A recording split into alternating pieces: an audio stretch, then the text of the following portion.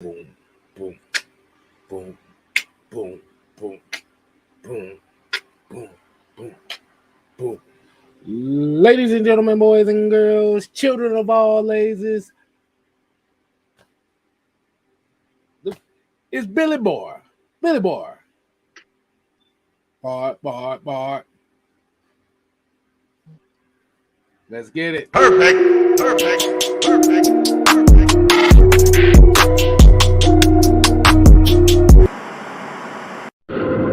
Everybody despises the villain, but never take accountability for creating the villain.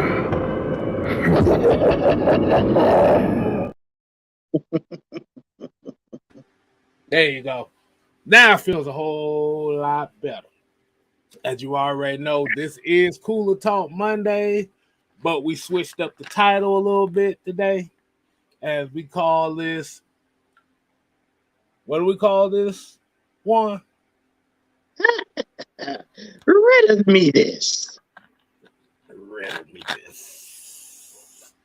As I am your host, the 6-man K Styles.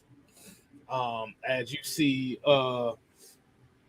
over there on the ghostly appearance side of the game, we got Mr. Mad Mike Sports.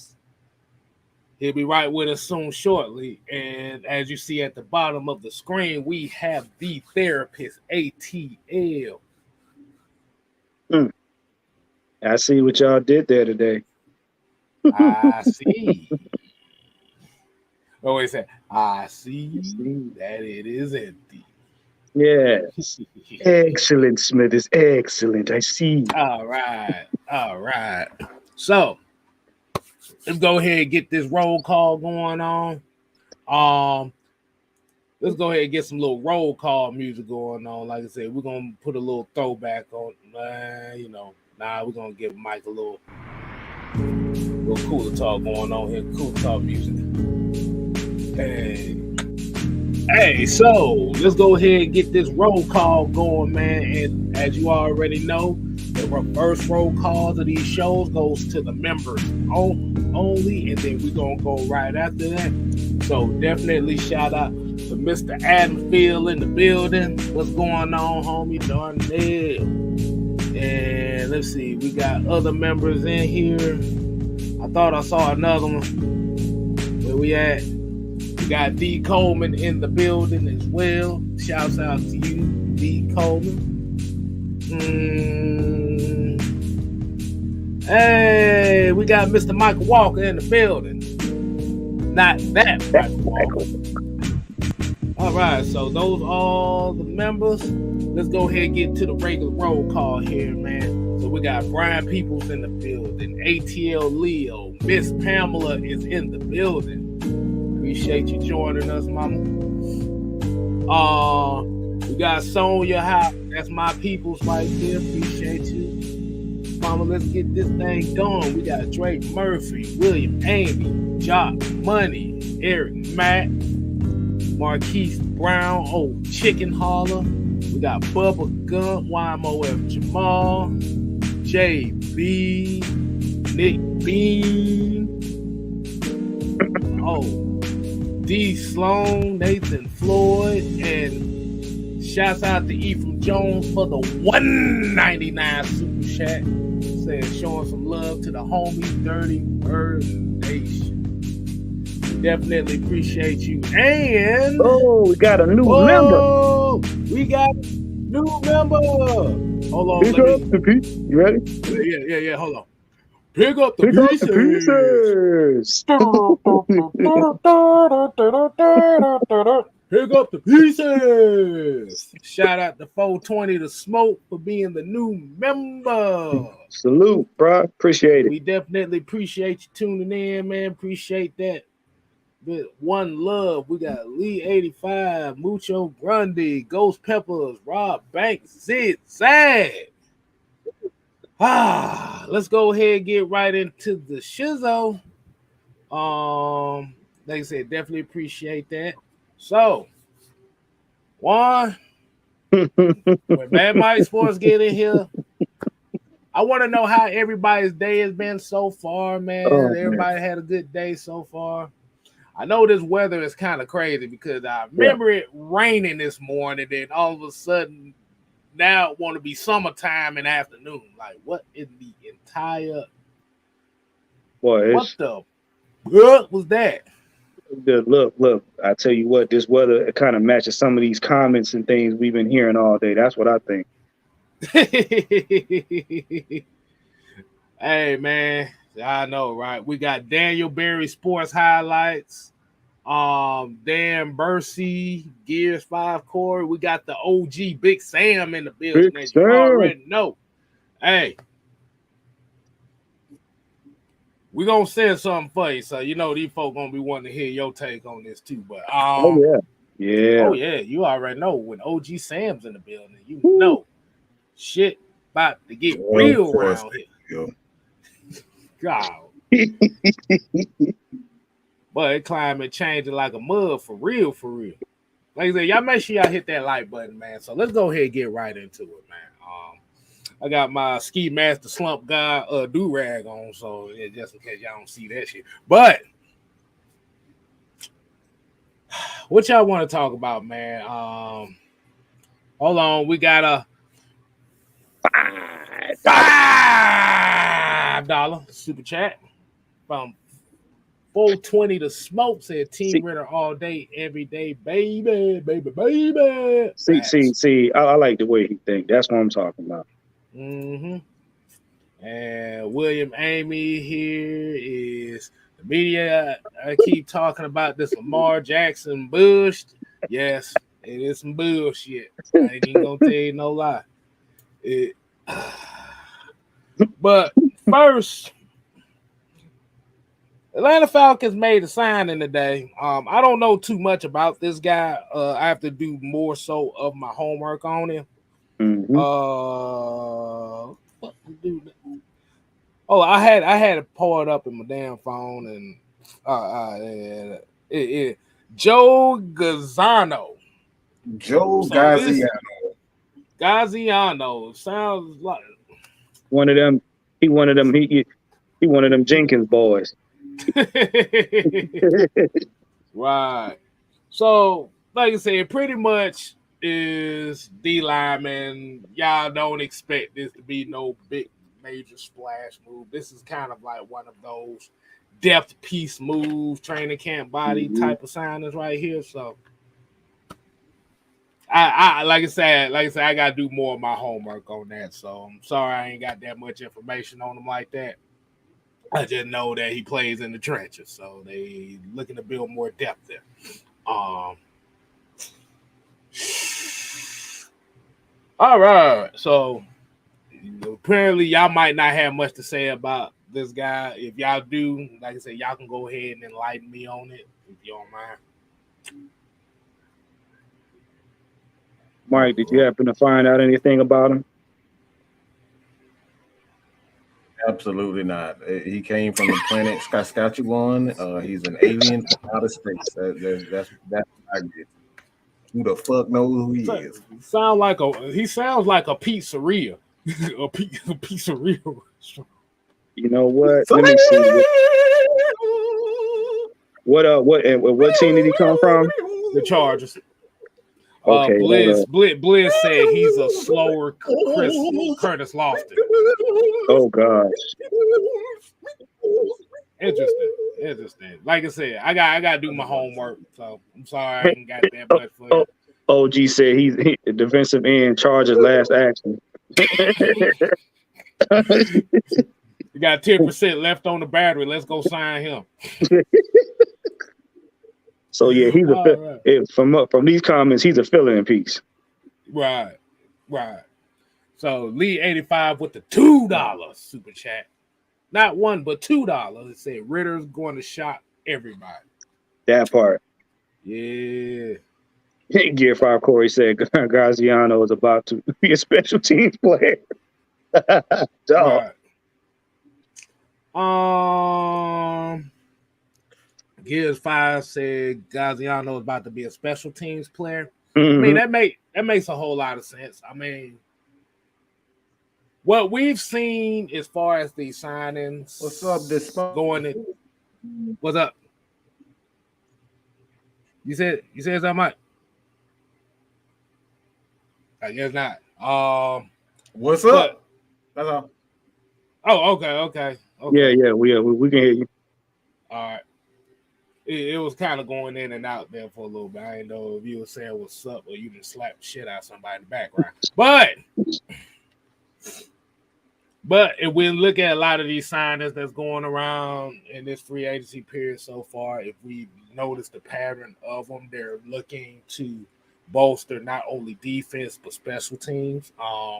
Like I said, these are two important aspects of your football team that you always want to bolster up. Now, I know a lot of people don't give a damn about special teams, and that's not to be damn surprising, because that's not really a sexy part of the game. But it's very important because field positioning and being able to, like I said, flip field position, being able to contain guys like punting the football and, having gunners that can get down there and get the returner quick and kickoff coverage, punt coverage is very important. And that's what a lot of these teams like Kansas City, like a lot of these teams like Pittsburgh, they value their defense and special teams because this aspect of the game helps whatever side of the ball that you're talking about. Punters help the defense, kickers help the offense. Well, hey, they got to understand special teams can actually make the difference between winning the championship and losing. Mm-hmm. Oh, but let me cut that off. Oh man, I had to cut the fan off there for a second, boy. It sound like a lawnmower in here right quick.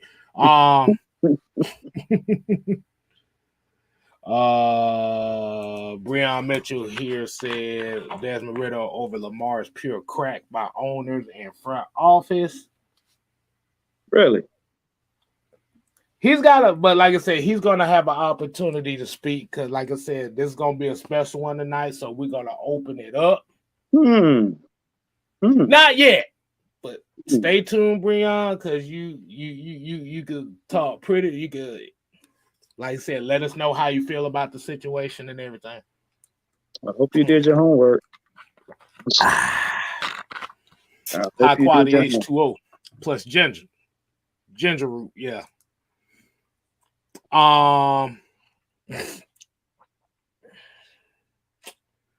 Let's see. So, what do y'all feel about that? Well, do y'all want to go ahead and get straight into this, or you got some more that you want to talk about? Okay, so Eric Matt says Lamar Jackson is playing himself. Absolutely. Brian People said, "Where my popcorn at?" Since I'm listening at work. Oh yeah, please get it. Right. Please get it. Stephen B here says every third round quarterback drafted in the last 30 years who became a star.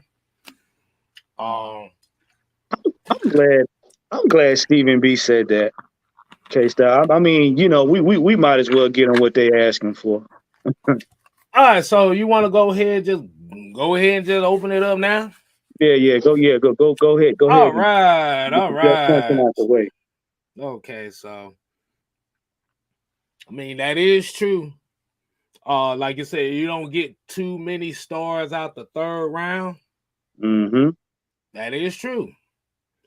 But the problem that we're looking at here is with this offense in particular does not call for superstars at the quarterback position. Right. Now, all right, Andrew G, what's going on, man? All right, so we about to go ahead and, like I said, we're gonna open it up for everybody. Like I said, let me say this real quick. I gotta interrupt you. Breon, you gotta be the first one to come in since you've been talking all this shit. You bring your ass on here first. So get your ass in here, put the fucking link in here, and get in and tell us why. Tell me why. I want you to sing a Tell sad. me I why want you to. I ain't want you to sing nothing but a a love song to Lamar. party. Tell Since you me so confident why in him, come and sing him a lullaby, okay? Breon. Oh gosh, ain't this is gonna nothing be but a interesting. heartache. Tell me why. But I didn't say you, William. I said Breon. Breon got to be the first one on here. no, We got you, Will, just but stay I on. Just want stay. Breon. No, We no, gonna hold he this cool show backstage. hostage until Mike, he cool Breon gets on backstage. here. But we need Breon first. He cool backstage. We gonna get him in a minute. Yes, absolutely. You cool back, but Breon gotta come on. You don't have to show your face, okay?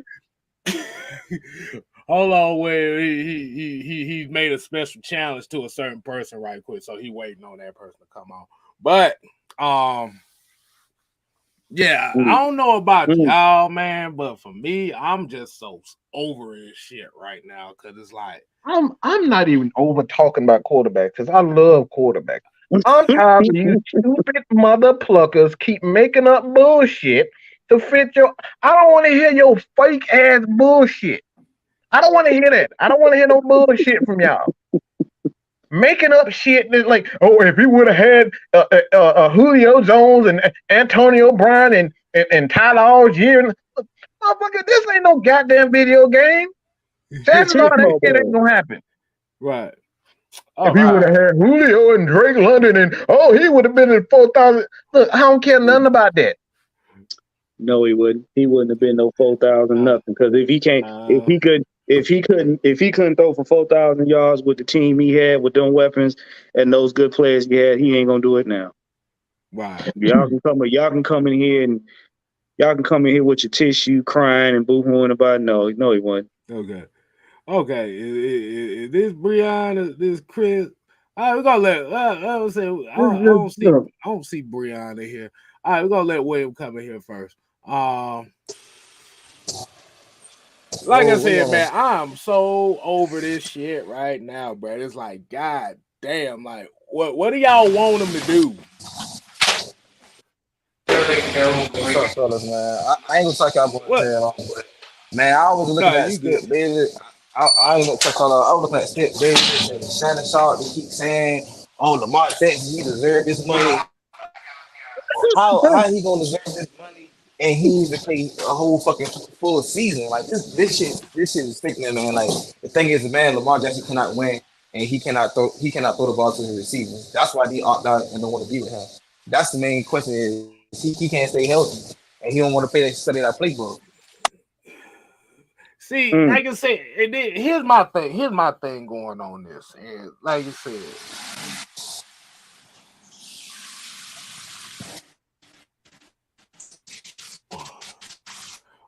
why are the Falcons being the only team vilified for not jumping on this shit, but everybody else get a pat on the goddamn back?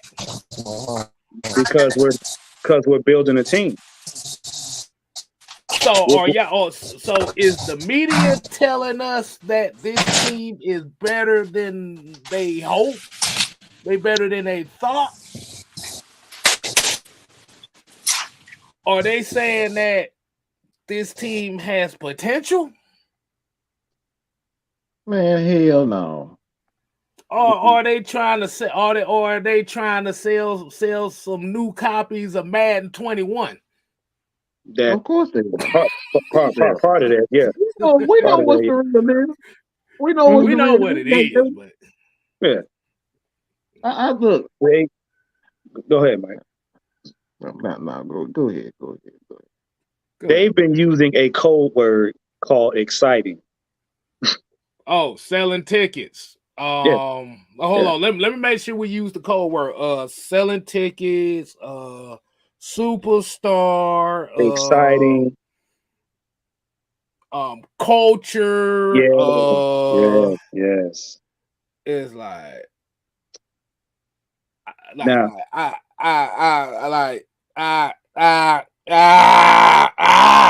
Son of a Okay. bitch. Yeah. Because see, what it is, you got Atlanta's, it's the culture and Atlanta, and then Arthur Blankton paid all that money for that stadium. Y'all should be doing this, that, and the other. And I want to ask somebody. I'll ask anybody this question: when the last time popularity or excitement won a game? Because if we talking from a space of common sense, winning games brings fans. Right. You don't got to be popular when you're winning games. Well, So if you're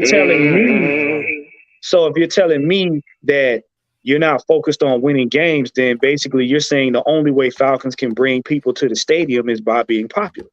Which, in other words, you're saying that you're okay with us losing.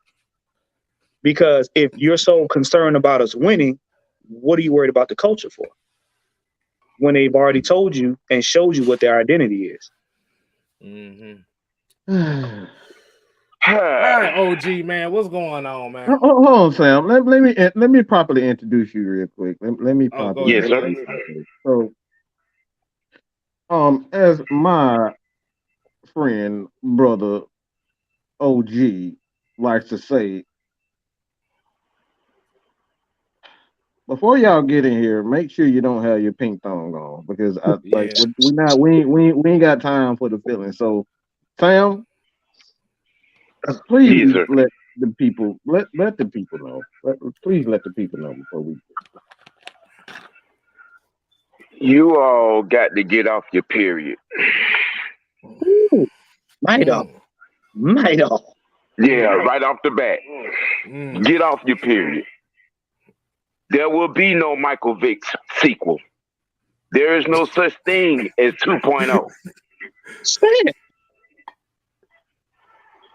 See, the problem with ATL and a few folks that migrate from Florida where Lamar from that's advocating for this bullshit. It's What they running from? It's not. No, that's not his name. It's LaQuisha. Okay, LaQuisha. Yeah. See, here's what everybody's running from, and some people have heard me say this, and some people have heard it but didn't hear it. LaWanda is an all-pro athlete.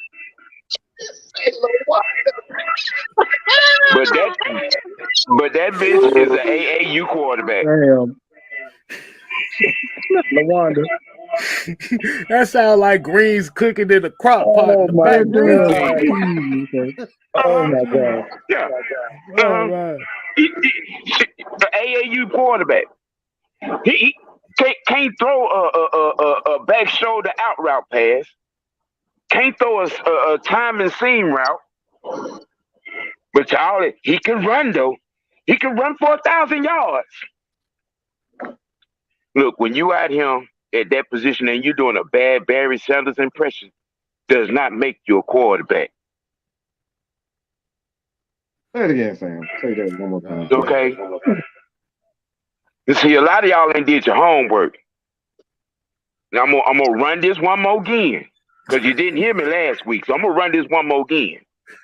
Let's take this all the way back to Louisville. When the boy was coming out of high school, he wasn't a quarterback, y'all. He was a receiver running back. Say it again. He was a receiver running back coming out of high school. Top 10 in the country.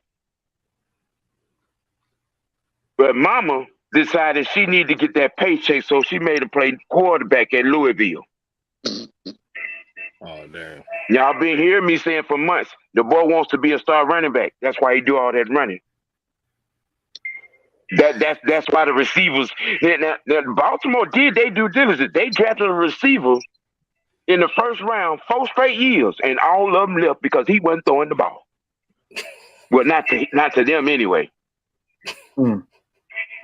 Made Mark Andrews plenty of money,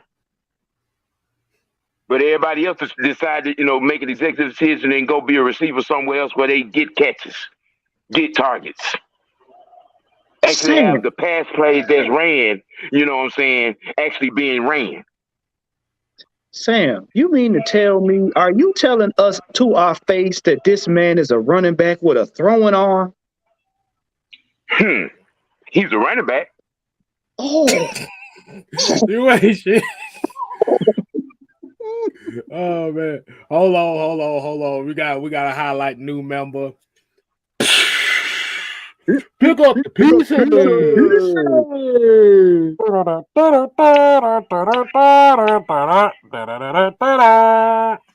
Pick up the pieces. Appreciate you, Eric Matt. New member. Like I said, make sure y'all show him some love to the new member. And make sure you get your popcorn because it's going to get better. Exactly. Oh yeah.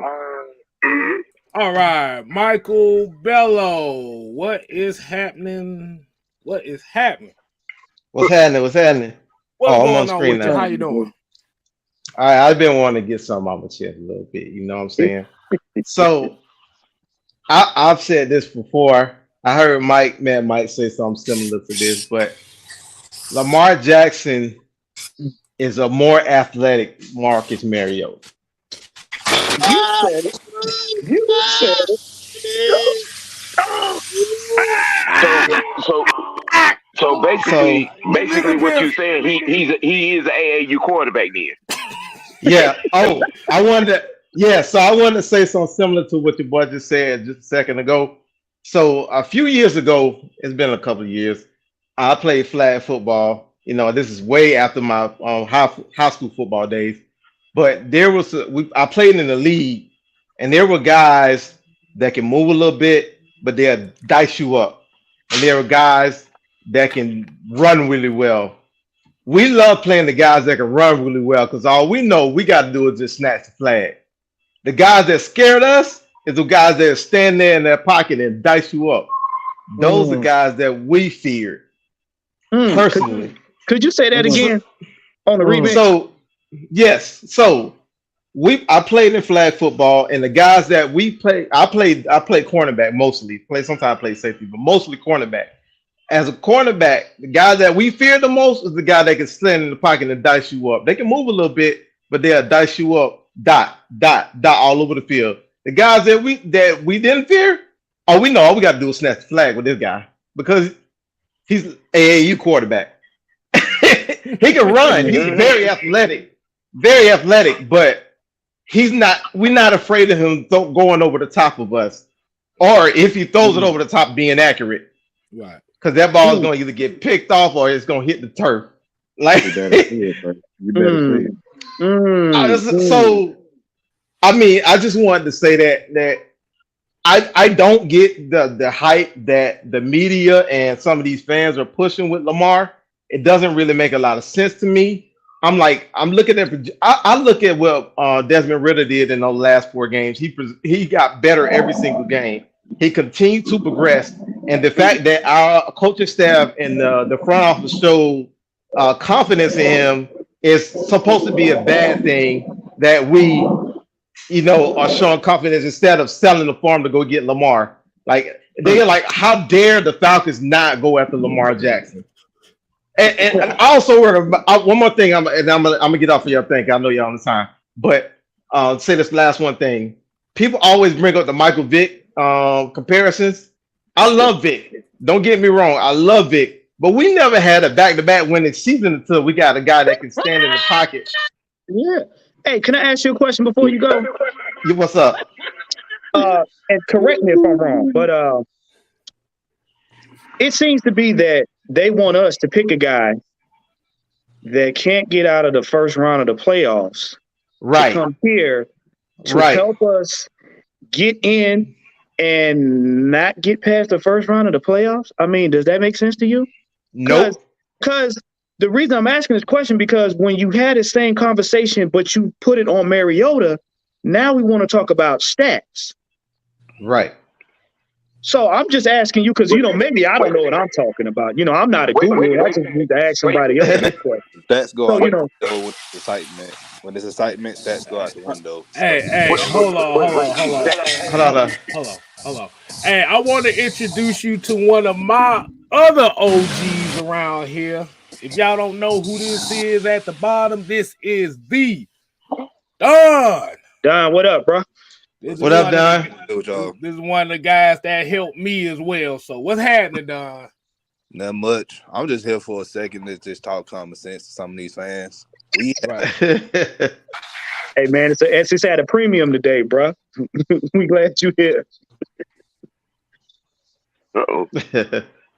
But yeah, I just thought I'd get your opinion on that because for the longest time, we've been called crazy, we've been called, y'all don't want to win, but it seems to be when we talk about when you say Mariota and Lamar got similar stats, it's like blasphemy. How dare you say that about him? Yeah, and they similar. Their stats are very similar. I actually looked it up and I was like, oh yeah, they got similar stats, but yeah.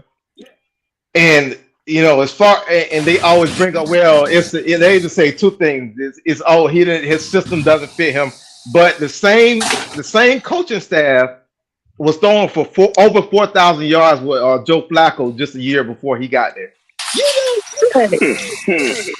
Just say over 4,000. Yeah, the offensive coordinator that he ran out of town. Yeah. Yeah, that they went to a Super Bowl with Joe Flacco. Yep. Yeah. So are you telling me that if he go to another team, he gonna make a difference and change who he is? Nope. Okay. Thank you. I rest my case. It doesn't matter. It doesn't matter who the coaching is. Like he's limited. Like he's not a good passer. Like. And then his at some point his legs is going to be given diminishing returns. So once that stops, then you have to force to stay in the pocket and throw from the pocket. Nah, I wouldn't give him a guaranteed contract either because he can't pass well enough. So he can't. So you wouldn't give a guy 45, 50 million that hasn't had a 4,000 yard passing season? Absolutely not. Oh, okay. So let me ask you this: I think he barely he had like 3,400 yards his MVP season, 3,100. I think it was 3,100. That's insane. Absolutely not. Absolutely not. Hey, let me ask y'all a question. If y'all don't mind me asking y'all a question. Yeah. Yes, sir. Yeah. Okay. So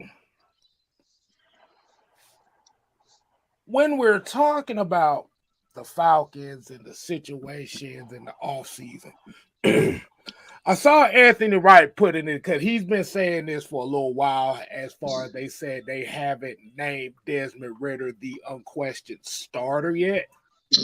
So do you think that's the reason why it's leaving all this stuff open? Because as we kind of know, can I answer that?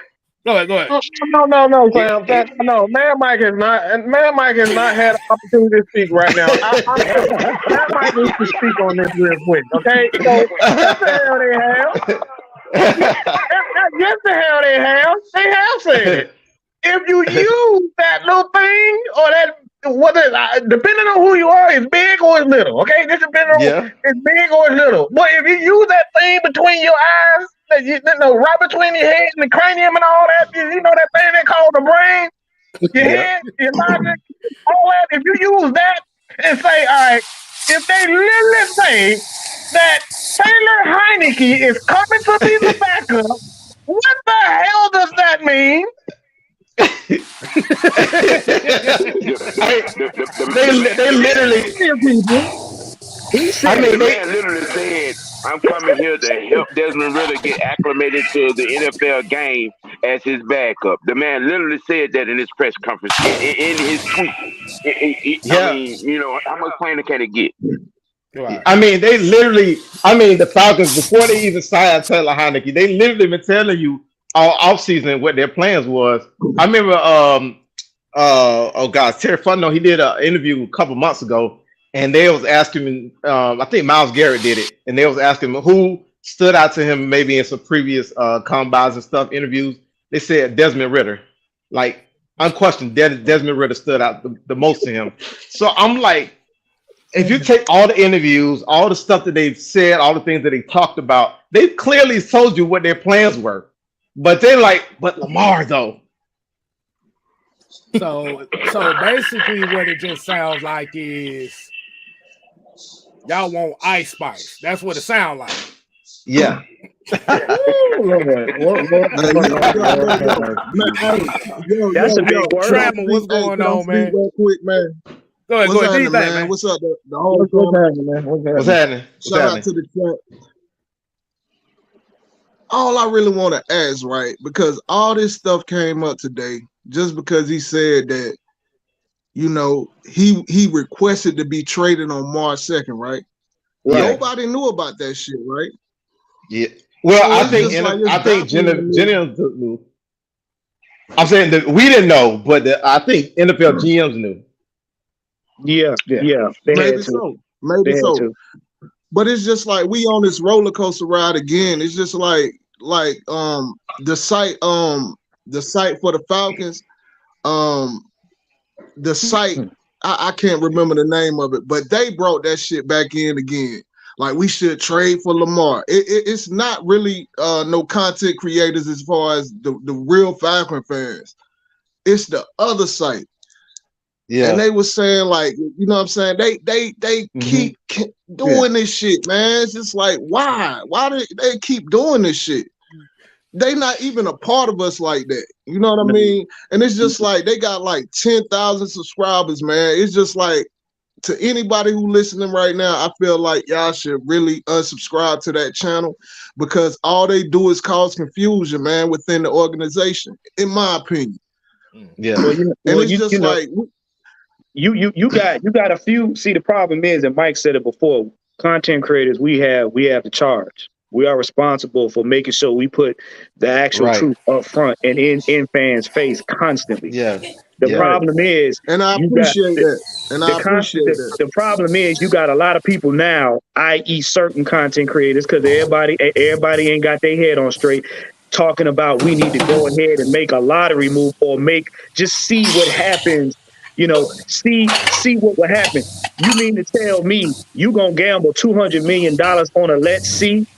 But yet still,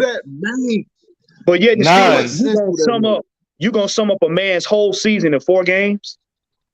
And like Mike said earlier today, okay, if we do consider trading for him, why would we get rid of the players that we've already signed? Like we just gonna tell them to kick the bucket. Like we got to get rid of y'all because we want Lamar Jackson. How does that make any sense? It don't. Like we've already signed a bunch of free agents already. Like why would we do that in order to get Lamar Jackson? Why? I think that make any sense? Oh, yeah. I think the better question. Hold on. Let me get this. I got another question for everybody. And I want everybody to give me let the guys who haven't spoken yet. Like they just go ahead, K-Styles. I'm good, bro. Just trying to make a. Oh, go ahead, K-Styles. Go ahead. I ain't go ahead, K-Styles. I'm about to say, William, you can be the first one to answer this. What is it about Desmond Ridder? Because I'm gonna be honest with you. For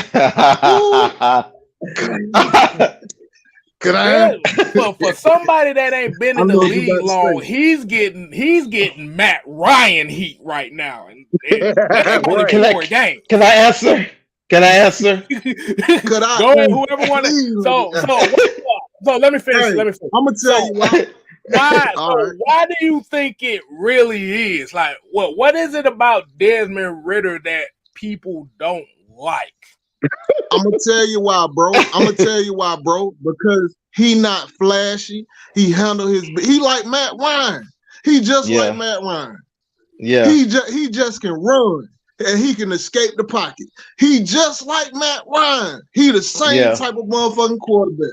He handle his business. He's older. He got a family. Yeah. You know what I'm saying? And people, you know what I'm saying? I guess it's because we in Atlanta. You know what I'm saying? But it's just like he's the same type of dude. And people don't want to accept that. They want that nigga in the club and shit. You know what I'm saying? Partying like John Morant.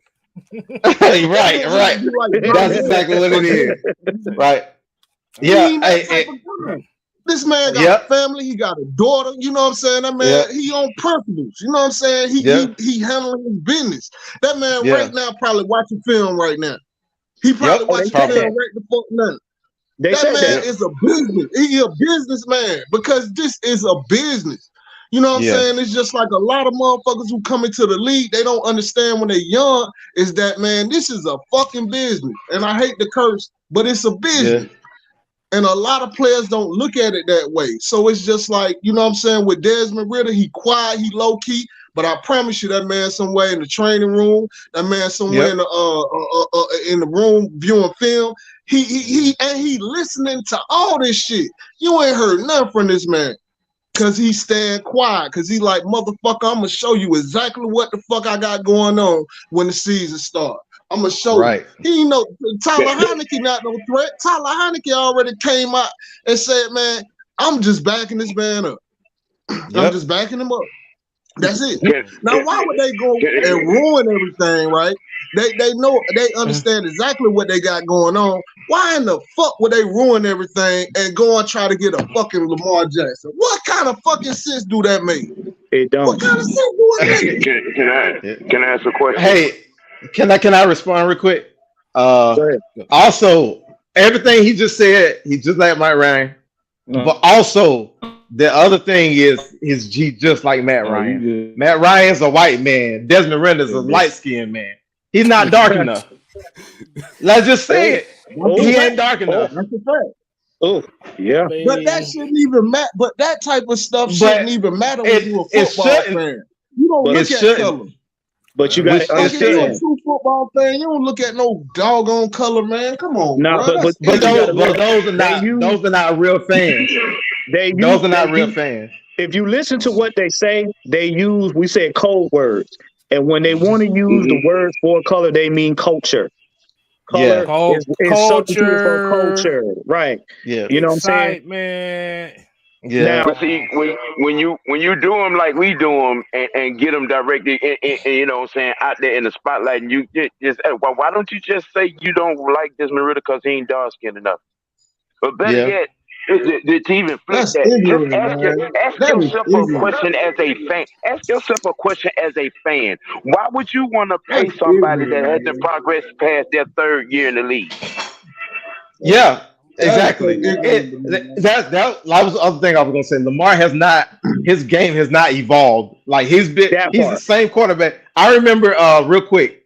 I remember Lamar's, I think his second year in the league, like that year when he went crazy rushing on the ground. The Chargers did something different in the playoffs. They took all of their linebackers off the field and they put a whole bunch of corners and safeties on the field. They're like, go ahead and run. You know what he did? He got balled up. He got bottled up, and he didn't have an answer. Okay, I think you're thinking about his MVP year. In that divisional playoff game against the Titans. Yeah. So what you just said, to what you just said, didn't they somewhat game plan for Mariota like that? Once they got how he did things, they ran it up. They ran it up the gut to force him out of the pocket. And then they stuffed him at the line of scrimmage. Yep. Because they knew he would. When they figured it out. Can I say something, man? Yeah. They got Mariota at the beginning of the season, right? Right. But the thing about it is, they knew they made a bad decision. Now, I feel like, you know what I'm saying, like Desmond Ridder went up to speed as he should have been, but they knew they made a mistake out the wall with Mariota. Well, you know what? I'm gonna tell you what went over everybody's head when they came in and said Mariota was a bridge quarterback. I said to guys, I said after that third win, I said watch and see they're gonna have hopes for the playoffs. He's a bridge quarterback. They told him to manage the game. That's as far as he took it. Right. And when teams in the league understood he was not going to throw to Pitts, to London, he only threw when he only threw the one or figured two, it out. Yes, and that's when they got it out by mid-season. By mid-season, they had figured the Falcons out. Even though we was winning games, they figured it out, man. They was like, we already know what this dude can do. Yeah. But I think that they were scared to put Ridder in there, but they should have put Ridder in there. This water under the bridge, but they really should have put Ridder in there earlier, man. What they did with Marcus Mariota to make sure we didn't seem like we were being biased. They let him hang himself to the point where it was painfully obvious he had to come out the game. Right. Because if you watch those 2 games prior to him being benched, go back and look at the memes they had of Arthur Smith's face. Arthur Smith was like, why are you still on the field? He was looking like, why am I doing this, man? Right. Yeah. Why am I still trusting this guy, man? So that was a mistake. That's coaching, but you know what I'm saying? He made a mistake, man. We all make mistakes, man. But he's trying to ride it out. You know what I'm saying? He's trying to be I don't think it was a mistake. I think they just wanted to be sure that they had everything in place and everything, you know what I'm saying, on a steady note with Ridder, you know what I'm saying, it on pace and on par. Yeah. So it's 2 thoughts I have real quick. Like, it was either 2 things. They was waiting to the bye week to start them, which is, I think that might have been a plan all along, or they weren't going to start them at all this year. Because there's one thing that people are missing with this coaching staff and front office that the previous coaching staffs and front office did not do. They're all about development. Like, that part, all about it. That part, yeah. All about development, which is why they took a Troy Anderson, and he really didn't play that much. Think about Richie Grant. Richie Grant, first year, he couldn't even get on the field. The second year, he's one of the best safeties in the league. But are y'all paying attention to the progression? Do you know why Ridder took off the way he did after he got himself adjusted in them 2 games? You know what those 2 first games were? Him adjusting to the speed of the NFL.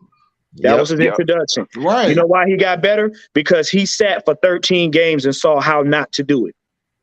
Now I'm gonna take y'all to that Tampa game. I'm gonna take y'all to that Tampa game. Remember when they rushed up the gut and we thought he was gonna get sacked and he slipped out and still made the play? You remember that? That right there showed you what they have been talking about all offseason. Ridder is one of the few quarterback rookies that did not have a wristband on. It was all up here. Right. And I told Mike and I told K-Styles, I said, that's a dangerous quarterback. Because he's I'm about to get out, man. I'm about to get out, man. But I just want to say one thing before I leave. One thing I also want to say, man, is this narrative about him being a 3rd round pick. Like, that shit is so stupid to me. Yeah, that's whack. Whack. What the fuck do that mean? Any quarterback can be drafted first. And if he get into the wrong system, you know what I'm saying? He ain't gonna be shit. Right. This man is being prepped. You know what I'm saying? This man is being prepped into the right system, man. I promise you, he finna change the narrative for Atlanta Falcons. Goddamn, for history, he about to change it. I really believe that, man. But that's all I'm gonna say, man. Y'all boys have a great show. I'm still listening, man. I'm gonna holler at y'all, boy. Y'all stay safe, man. Yeah, let me interject real quick. Let me interject real quick because I keep seeing all these comments about what if. Look, I don't give a flying fuck about what if Lamar does what, okay? Because it's about now. What he's done. When you talk about contracts, it's about what he's done in the past. It's past tense, okay? I don't give a damn about what his future could be and how he's 26 years old and he could quite possibly... Look, this ain't a damn video game. I ain't no fucking Miss Cleo and neither are you. You can't read the future and I can't either. So you can hold that bullshit about what if this, what if that. Guess what? What if Matt Ryan got traded? Matt Mike was wrong. He gonna come right to the damn videos and right to the damn platform and say, oh, what's wrong? All right, so you can hold that shit. Anybody who... So that answers that. This is gonna answer this. Please let me talk. And I need people to answer. Riddle me this, Batman. Okay, riddle me this, Batman. Why can't you prove that Lamar is a elite quarterback? Because if you're getting $200 million, you have to prove that you are an elite player. Okay, you have to prove it. Okay, so somebody prove that to me. Okay. And they got you guys. This platform, they got 200 people. I'm positive that it's not 200 Lamar lovers. I'm positive it's not everybody's not on the bandwagon of Desmond Ridder. So somebody is on the Lamar bandwagon. Somebody come on and prove it to me. All right, let me get these super chats out the way. Hold They on. can't. Get that case out. Yeah, let me get these super chats. Fred Bus with the $5 super chat said Ridder has 700 yards, 4 games. He's gonna be a superstar. Definitely appreciate you on that one. And we got one more here. If I can actually get into it, I ain't know it had all this stuff going. Home team. Ridder me this. Who was the most winningest quarterback of his draft class? Had the fastest 40 and had the worst odds to be in the NCAA playoffs. Hey, can y'all hear me? I gotta get this out, man. Can y'all hear me? Yeah. Yeah, we got you. Can I please talk, or do y'all need me to be quiet? No, go ahead. Go ahead. Okay. Get it all out your chest. Bro, Yeah, I'm so sorry. Man, Mike, I've been hot with you all day, bro. What you mean? What the fuck are y'all talking about, bro? He been hot with me all day. That's what you said?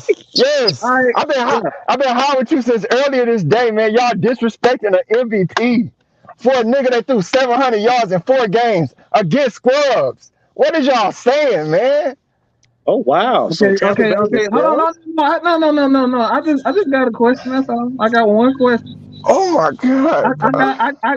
I didn't disrespect. He disrespected himself with those stats. I wasn't out on the field when he was throwing for 200 yards a game. So you can hold that. Furthermore, prove to me that he's an elite quarterback. As a quarterback, I didn't say a playmaker. Lamar is one of the greatest playmakers. If you saw my show earlier today, I said he's one of the greatest playmakers this game has ever seen. Did I not say that, people? Yep. I said that. You said it. Look, I didn't make this. Look, again, I wasn't out there throwing for 200 yards. Lamar was in his MVP season. That are facts. So again, sir, prove to me that Lamar is a elite quarterback because he's asking for elite money. So prove to me that he's an elite quarterback. Okay. Are you purely basing this? Are you purely basing this on numbers on the screen? Look. We're gonna stop these games, okay? What position is Lamar? What does Lamar play? He plays quarterback, bro. Okay. What does Matt Ryan play? As a quarterback. Hold on, Sam. I got this. What position does Matt Ryan play? Quarterback. What does Tom Brady play? I get it, man. Quarterback.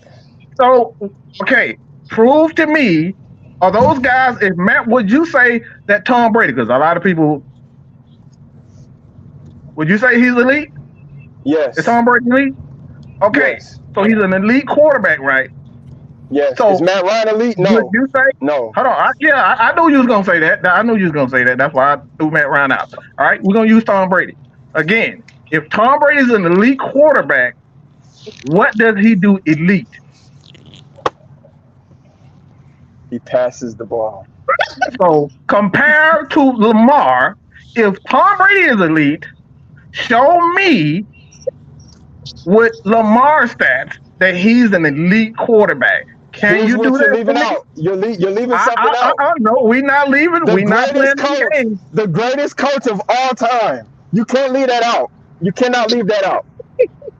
He coaches defense. Bill Belichick is a defensive coach. Okay, what does that have to do with anything? He's still the greatest coach ever. He's the greatest coach ever. He's a defensive coach. He doesn't come in. How old are you, young man? How old are you? 32. Okay, that explains it. Oh my god! So like I said, I didn't ask nothing about. I didn't ask him about coaches. That's what I'm saying. I didn't ask. No. Hold on. Let me say this. I didn't ask nothing about the players. I didn't say nothing about the players. I didn't say anything about it. I just asked a question. Okay, the quarterback position. If you can prove to me, without saying he wins, without saying he don't have any weapons, prove to me through his stats that he's an elite quarterback.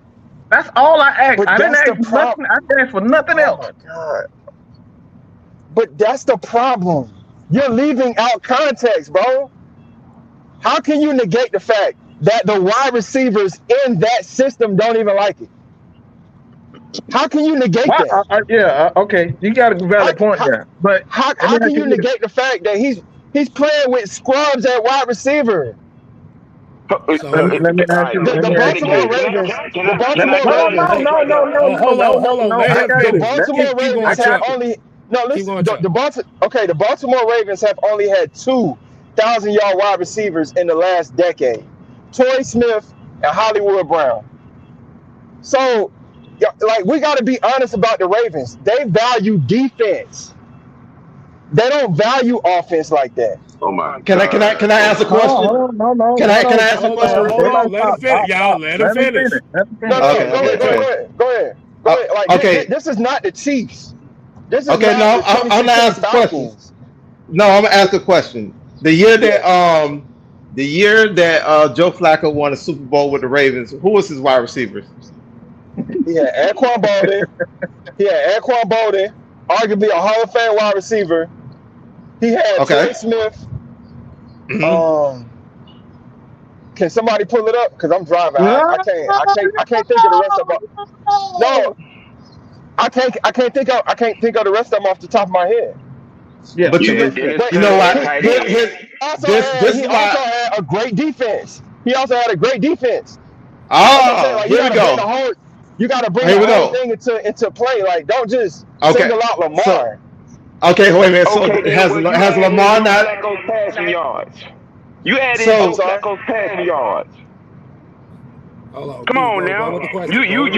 You trying to make the situation one-sided when you're the one missing context. Joe Flacco threw for close to almost 4,700 yards. I'm gonna get those names. I'm gonna get those names for you. All right. Also, are you leaving out the fact that Lamar Jackson been playing with an elite defense? No, I'm not. I know that. So you admit that he has been playing with elite defenses.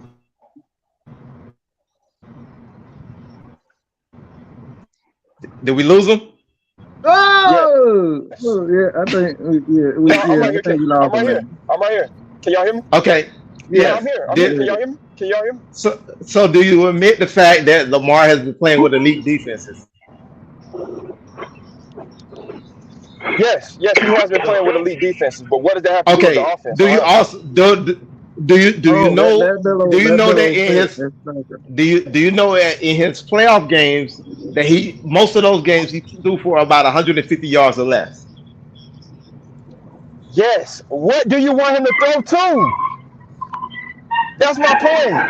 But he don't have this offense where, like, he don't have this. Okay. Let me just counter that point right there. His first few years in the league. His first few years in the league. I'm not saying he was an elite passer. What I'm saying is they catered to his number one skill. Up until that point, it probably was his ability to run the ball. But my only point is, y'all are saying Lamar has not progressed as a passer. That's not true. He hasn't. The Ravens have not progressed the offense. It's the same offensive coordinator that Joe Flacco had. It's the same offensive coordinator. The same Super Bowl winning offensive coordinator. It's with a different quarterback. Oh, okay, but his skill. Joe Flacco was a 10-year vet at that point. You can't compare him to a rookie. Lamar is 5 years in. Lamar's 5 years in. He hasn't progressed. True. That's not true. You're just saying that. No, he hasn't. Okay. His numbers have gone down since the MVP year. Since the second year in the league, his numbers has gone down every single year. But didn't y'all say he only threw for 3,100 yards? So once again, he's not in this high-powered passing offense. They run the ball. That's because. Hold on, everybody. Hold on. Feng shui, sing say, I got something to say, people. Go ahead. We can stop it right now. Because what we about to do, you know, when Miss Maggie get up on here, that's the Go problem. ahead, all on the screen and shit. Don't worry about my forehead. Don't worry about it. What we about to do is get some order up in here. For real. It's time for everybody to have a little time and get off. That's what's going to have to happen. We got too many people, and it's getting crazy. So I understand that, you know, you want to come on and challenge the crew and all that kind of stuff. But what we're not going to do is argue back and forth. We ain't doing that. So I mean, I could drop off. I ain't really say nothing, but I could drop off. No. I can get off too. I just need some order. order. Get off too if y'all need me to. I ain't say a word till I'm called upon. The Puerto Rican rice and beans ain't saying nothing. I got you. I don't mind y'all cutting up and having a good time, but what we not gonna do is turn this into a all-out battle royal over a Ridder topic. I was just asking questions about it. Yeah. Yeah. Sorry, Miss Maggie. Cool. Hey, we cool over here. It's a little heated debate over here, but we got you over here. We got it over here. Oh yeah, it's all love. It's all love on mine. Well, I'm gonna say my piece. I don't care what nobody say. My thing is, right now, all these questions about why we, you know, supporting who the quarterback is. Why not? Don't he suit up? That's who they behind right about now. You got absolutely no choice. You can argue, you can cry, you can piss your pants, you can do whatever you want to do. But guess what? Until Arthur Smith and Terry decide to sit them down, all this arguing don't mean nothing. Absolutely. That's who they want to run behind right about now. Apparently. Now this man begging to be traded. Nobody want him. Let's put it out there. Everybody know the book on it. They don't want him. Because everybody know the book on it. Hey. All I want is just my question. I have a response. I still haven't got my question. That's all. Man, we gotta let Wolf speak, man. He been sitting here. Wolf. Yes, I apologize. Hey, man. Hey, let me say something about Wolf real quick. If you guys love boxing, if you guys love MMA like I love MMA and boxing, head over to this channel. This brother right here, man, I tell you, he does some breakdowns on it, and I promise you, you're going to love it. He's one of those guys. I wouldn't say I'm an expert, but he's more of an expert than I am. So if you like boxing and MMA, Wolf is your guy. I appreciate that, man. I just wanted to say, Wolf. I just wanted to say salute to everybody, but I also wanted to say everybody, we not even in the summertime yet. It ain't even summertime. We about to party this summer. What you talking about? It ain't even summertime yet. July 22nd, we supposed to be getting along and getting together and eating and drinking. So we need to be doing that. Right, like the energy is just going in so many directions, and I understand, but like let's just act. They're already drinking, man. They're already drinking. They're drinking that Lamar Kool-Aid. Yeah. That's all. And again, you know, he's a very intriguing individual. And the NFL owners meeting, which is today, it started today. The NFL owners meeting. I'm pretty sure that they are also discussing about the contracts because they opened a can of worms with the $230 million that they guaranteed Deshaun Watson, who shouldn't have gotten that contract. He should have never been allowed to get that contract. But since he did, my question to the elite quarterbacks and the people in this panel, what do you think the elite quarterbacks are going to ask for? And when I say elite quarterbacks, I'm not talking about Patrick Mahomes, because Patrick Mahomes' deal is a very team-friendly deal. Mm-hmm. But what is Justin Herbert going to want? What is Joe Burrow going to want? What is I think Trevor is up next after them. What are they going to want as far as guaranteed money? Because obviously Lamar isn't going to get it. Honestly, if it was me, if I was an NFL team, I would structure it the same way the Chiefs structured Patrick Mahomes because he gets a large amount and it's very team friendly, and they can still continue to sign free agents. That's how I would structure it if I was an NFL team. That's what I would do. I would do. I agree. Because it's a copycat league. I would copy what the Chiefs did and do it the exact same way.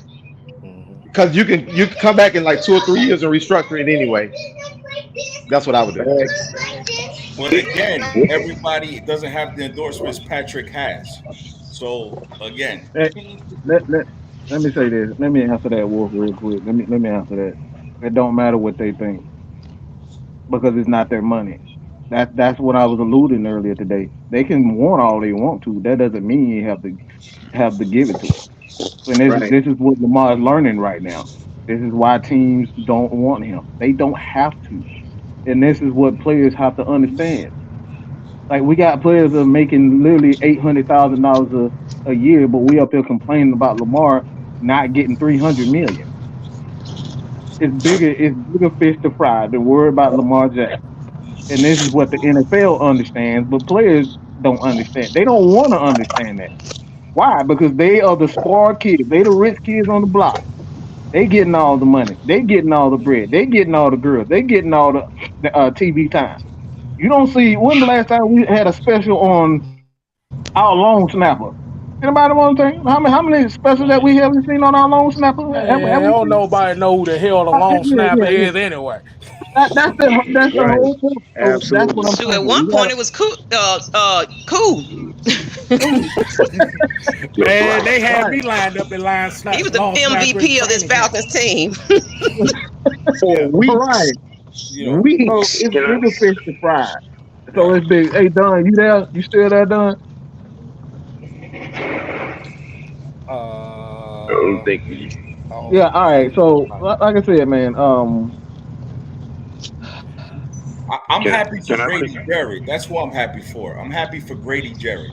I'm happy that Grady Jarrett has some help, and I'm also celebrating. That's who deserves it the most. Right. I'm also celebrating.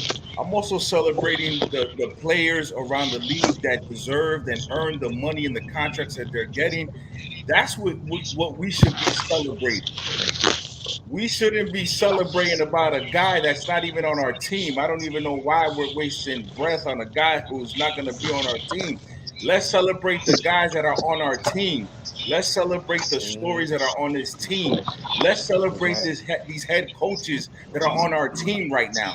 Why are we talking about a guy who's not going to come to this team at all? We're okay.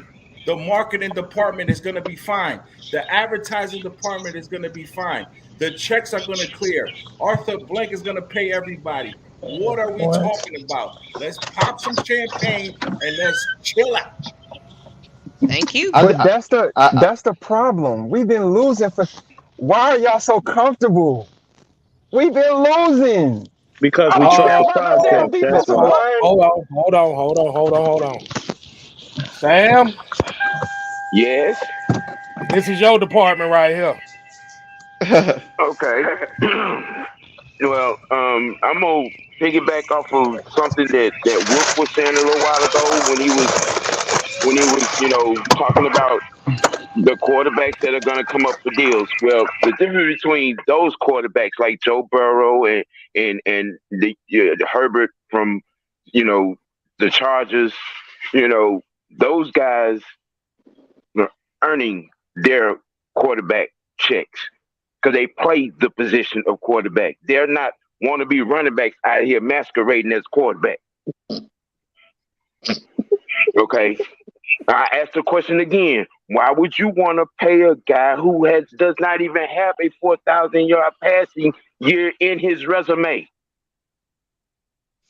And you want to talk about who he's throwing to in Baltimore? He ain't throwing the receivers don't want to be there because he ain't throwing to him. He's looking at one person. He looks at the tight end. If his tight end ain't open, he's taking off. Why? Because he want to be a star running back. That's his cut. That's his nature. That's what he came out of high school as. I will say this one more again, just in case y'all didn't hear it the first time. Lamar Jackson is an all-pro athlete, but he's an AAU quarterback. And that's just the truth. I want to address this comment because I know the person on the channel said it, but somebody else in the chat. Why do we want this team to continue to lose? What kind of question is that? I mean, I really need to ask. Like, what kind of question is that? Are y'all running the checks? Hold on. Let me answer that right quick. We're not the ones signing these checks and signing these players. You need to take that up with the organization themselves. Let me answer that right quick, Ms. Mag, if you don't mind.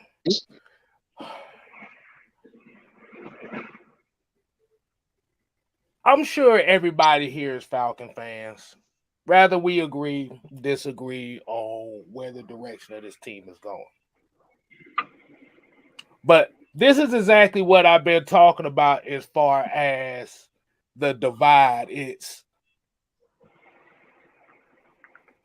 we don't want Lamar, so we want to lose because we don't have this guy. But then turn around and we say, okay, the reason why we not looking for this guy is because we're looking at other aspects outside of Lamar. And then you call us delusional. That's that Vic-itis effect. The problem is, and this is why I passed it on to Sam, is you said tired of losing. Sam lived through a time where they wasn't making the playoffs in a 10-plus year stretch. So this is nothing. You folks come in talking about they tired of losing. You ain't seen losing if you ain't lived through the Rankin Smith era. And I have. So miss me with that being frustrated over the last 5 or 6 years. We saw a Buffalo Bills team that didn't make the playoffs for almost 20 years. Let me ask you a question, Sam, real quick. Yes, sir. You don't mind me asking when you was born, right? 1969. So you saw 2 decades of losing, right? Before we even got to the I discovered we had a team in Atlanta in 1978. Steve Barkowski and June Jones was our quarterback. William Andrews was our running back. Lynn Kane, Junior Miller was our tight end. Okay. I saw Joe Montana up close and personal. Okay. You know, I've seen every quarterback come through this gap. And you know, when you like I said, it's that Vic-itis effect.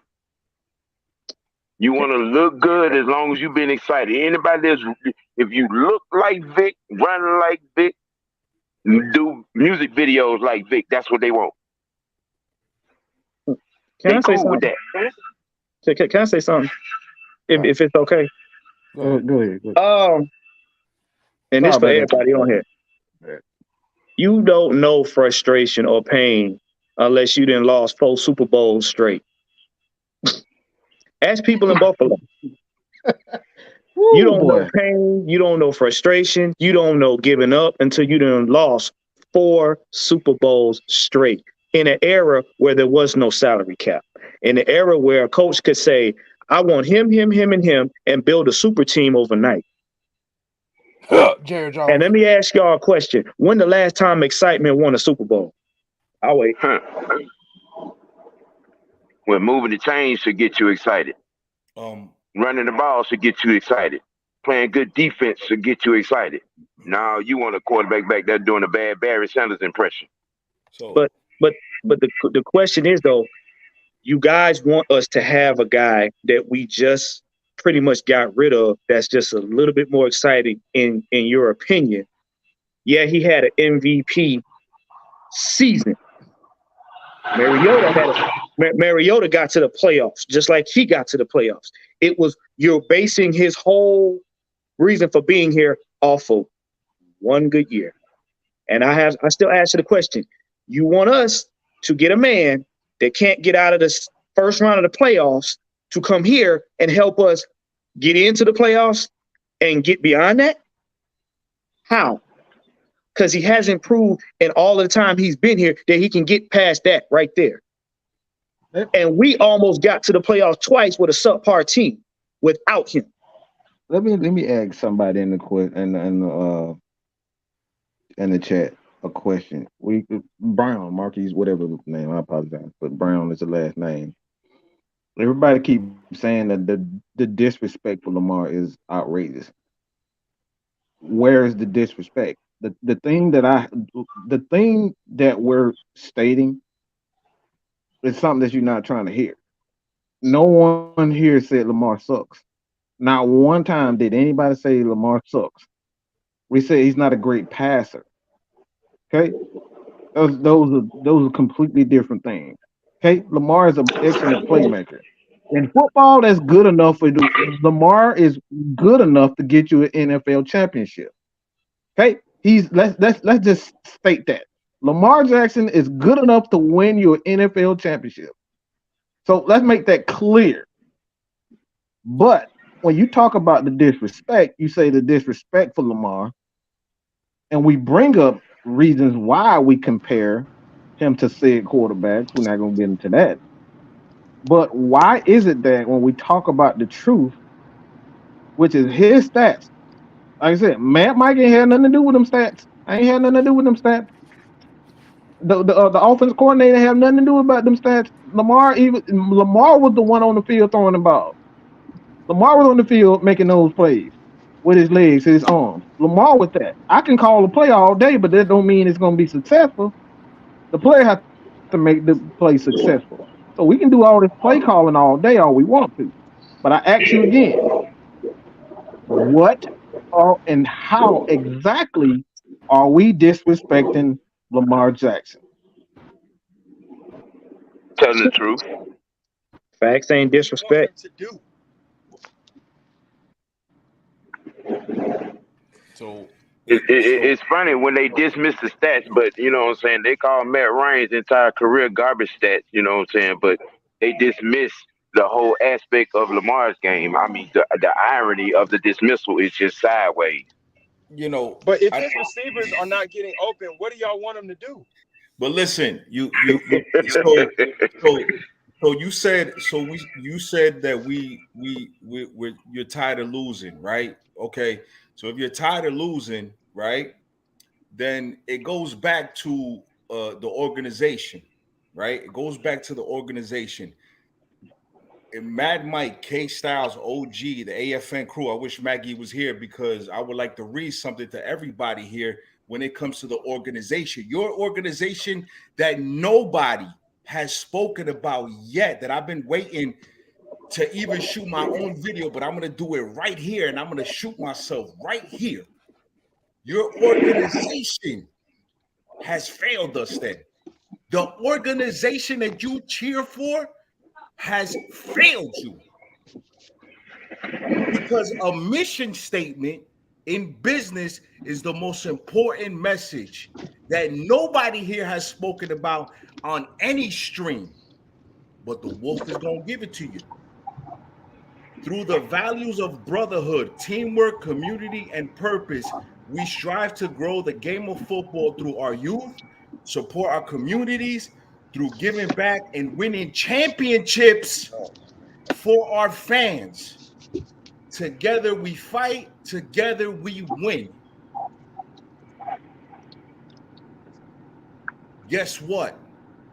If you read that, we haven't won any championships. So it doesn't matter what free agents are here or what we're doing until we win that.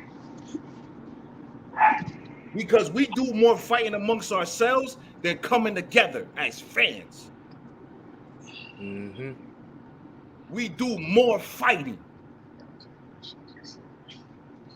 And that is the standard that you're saying, that we're tired of losing? Dog, I ain't never a loser. Never when I cheer for my team. Never. Whether they go 1-16 or whatever, I'm never a loser. I'm a wolf. I always hunt. But can I ask y'all a quick question? Like, think about this. We had Mike Smith, who was a defensive coach, and we had bad defenses. We had Dan Quinn, who was a defensive coach. We No had player bad development. defenses. No player development. Now we got Arthur Smith, who's an offensive coach, and we got a bad offense. How's that? No, we don't. That's not true at all. That's not. Hold on. Stop. You're not gonna make up. Hold on. No. Stop it. You're not gonna lie and say this is a bad offense because this offense was ranked in the top 10. Okay, in efficiency and offense and yards and all that type of stuff. So we're not gonna sit up here and lie. All right, we got to tell the truth. All right, tell the absolute truth. You don't think the offense is good. Bro, we top 10 in offensive efficiency. You understand what that is? Do you know what offensive efficiency is? Yes. Hold on, he said he don't do what? He's I done. don't think we're good enough. No, I don't think we're good enough to win. We got a good running game. Hold on. But we already winning. Look, we keep talking about winning. Look, let me say this. Let me say this. Hold on. Let me say this. I gotta say this. You keep talking about what your feelings are. Nobody cares about what your feelings. The Falcons don't care nothing about Mad Mike's feelings. They don't care. They do not care. They don't care if you want Lamar. They're going to do what they want to do. They're going to build a team how they are going to build. And this is Wolf was talking about. Either you're going to be on board or you're not. It doesn't matter. Okay, it doesn't matter what we think. I'm gonna always be on board because I'm a Falcons fan. That's what we're trying to get you guys to understand. So the sooner you understand this fact, it has nothing to do with whether Wolf, Matt, Mike, Warren, Miss Maggie, Sam, Big Sam, Mike Bell, all of us. It doesn't matter what we think. Our job as fans is to come together and cheer for our teams no matter who is on the roster and who is the quarterback. So it doesn't matter. So to say that Mike doesn't want to win because he doesn't want these guys, it's crazy. I'm not out here making those decisions. This is what Maggie was talking about. I'm not in the front office. But isn't the offseason for these type of conversations? Like, that's what this is for. But here's the thing where he's saying that because you feel a certain way about them getting a player and saying that y'all have a mediocre mindset or y'all don't win, that's actually very disrespectful if you really think about it. I mean, because the thing about it is, regardless of who is the quarterback, rather it be Desmond Ridder, rather it be Tyler Heineke, rather it be Matt Ryan, Lamar Jackson, whatever. The thing about it is, we're going to be here. But for a simple fact to try to tell somebody that y'all don't want to win, but their mindsets are different on how they think the team should be structured. Like you said, that's what the conversation is for. But you can't call nobody a loser because they're not thinking like you. This is the problem that we're having over here as far as what this group is. This is where a lot of our flack comes from. We think different from everybody.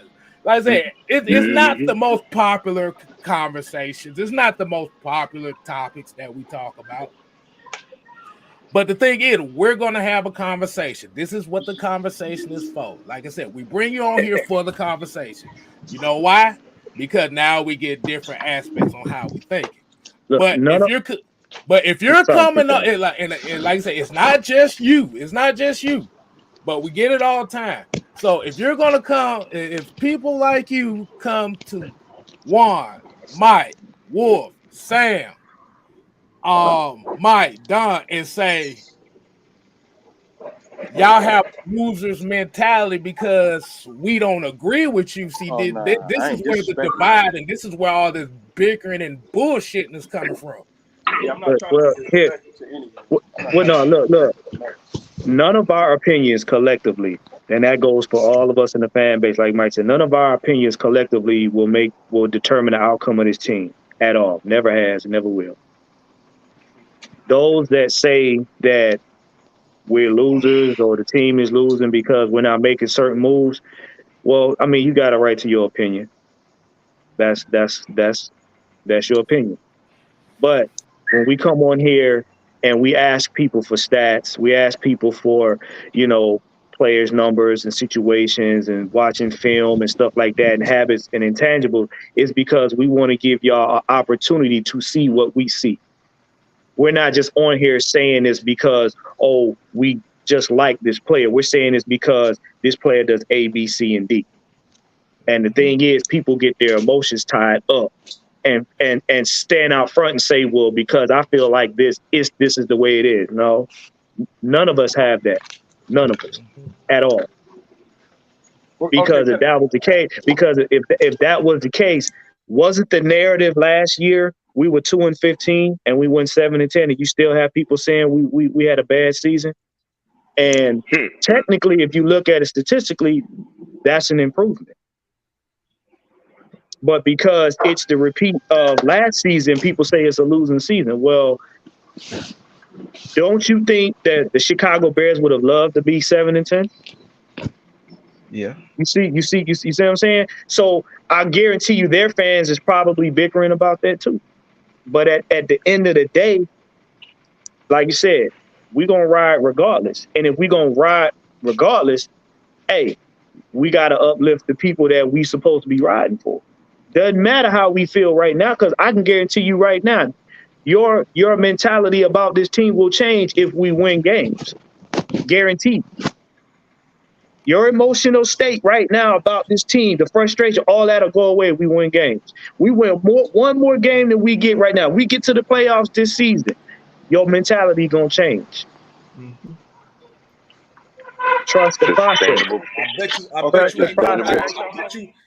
you nobody read you the mission statement. I guarantee you nobody ever read the mission statement, not on YouTube. Not about what that man Arthur Blank done put together.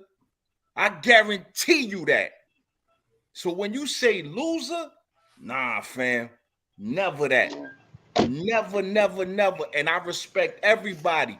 I think I'm the only one that when Mike said, yo, show me without numbers, I made a response video. Yes, I think I'm the only one that made a response video. The only one. I think I'm the only one that said Lamar and gave you 3 facts about Lamar wanting to be here. Showing Lamar respect. Without the numbers, fam. Without the numbers. Because, yeah, if he was in Mercedes-Benz, Arthur Blank would have a Mercedes 800 built in black and red. The seats would be 2 G's at the 50-yard line, dog. You know what I'm saying? Like, bro, the advertising department, they can't wait till number 4 get on fire. Eli Manning in New York City is a god at Dunkin' Donuts. And Toyota Corollas. He's a god. You see what I'm saying? Like, bro, like if you're gonna rap, then we rap. But man, we gotta stop fighting about stupid stuff, man, and start coming together. You know what I'm saying? Well, people can't even do that. My question A lot of people at what point is it okay to be critical as a fan? Because if you just see the team, you ain't banged long enough yet. I've been a fan since bro, you better say that. I've been a fan since the early 2000s. You ain't banged long enough, bro. Early OG 2000s. said just told you. If anybody got explains a lot. 78. Hold on. Explains a lot. Hold on. 78. Stop. I'm about to answer. I'm about to answer that real quick. This is why I always say I give it up to 2 people on this channel in this fan base. It's Wolf and Sam. Like he said, they've been banging since the beginning, bro. They've been going hard longer than it. But look. If you ain't put numbers in the game, how you gonna say you sick of the game? You ain't been in it long enough.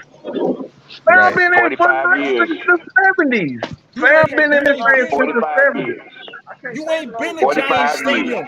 You That ain't man been been in in it. Giant Stadium. That You man ain't been in in it longer Giant than I've Stadium been when we alive. only scored 2 points. Facts. You ain't been in Giant Stadium when we only scored 2 points and I had to walk out of there in a sea of blue. You ain't bang long enough, bro. And it's all respect.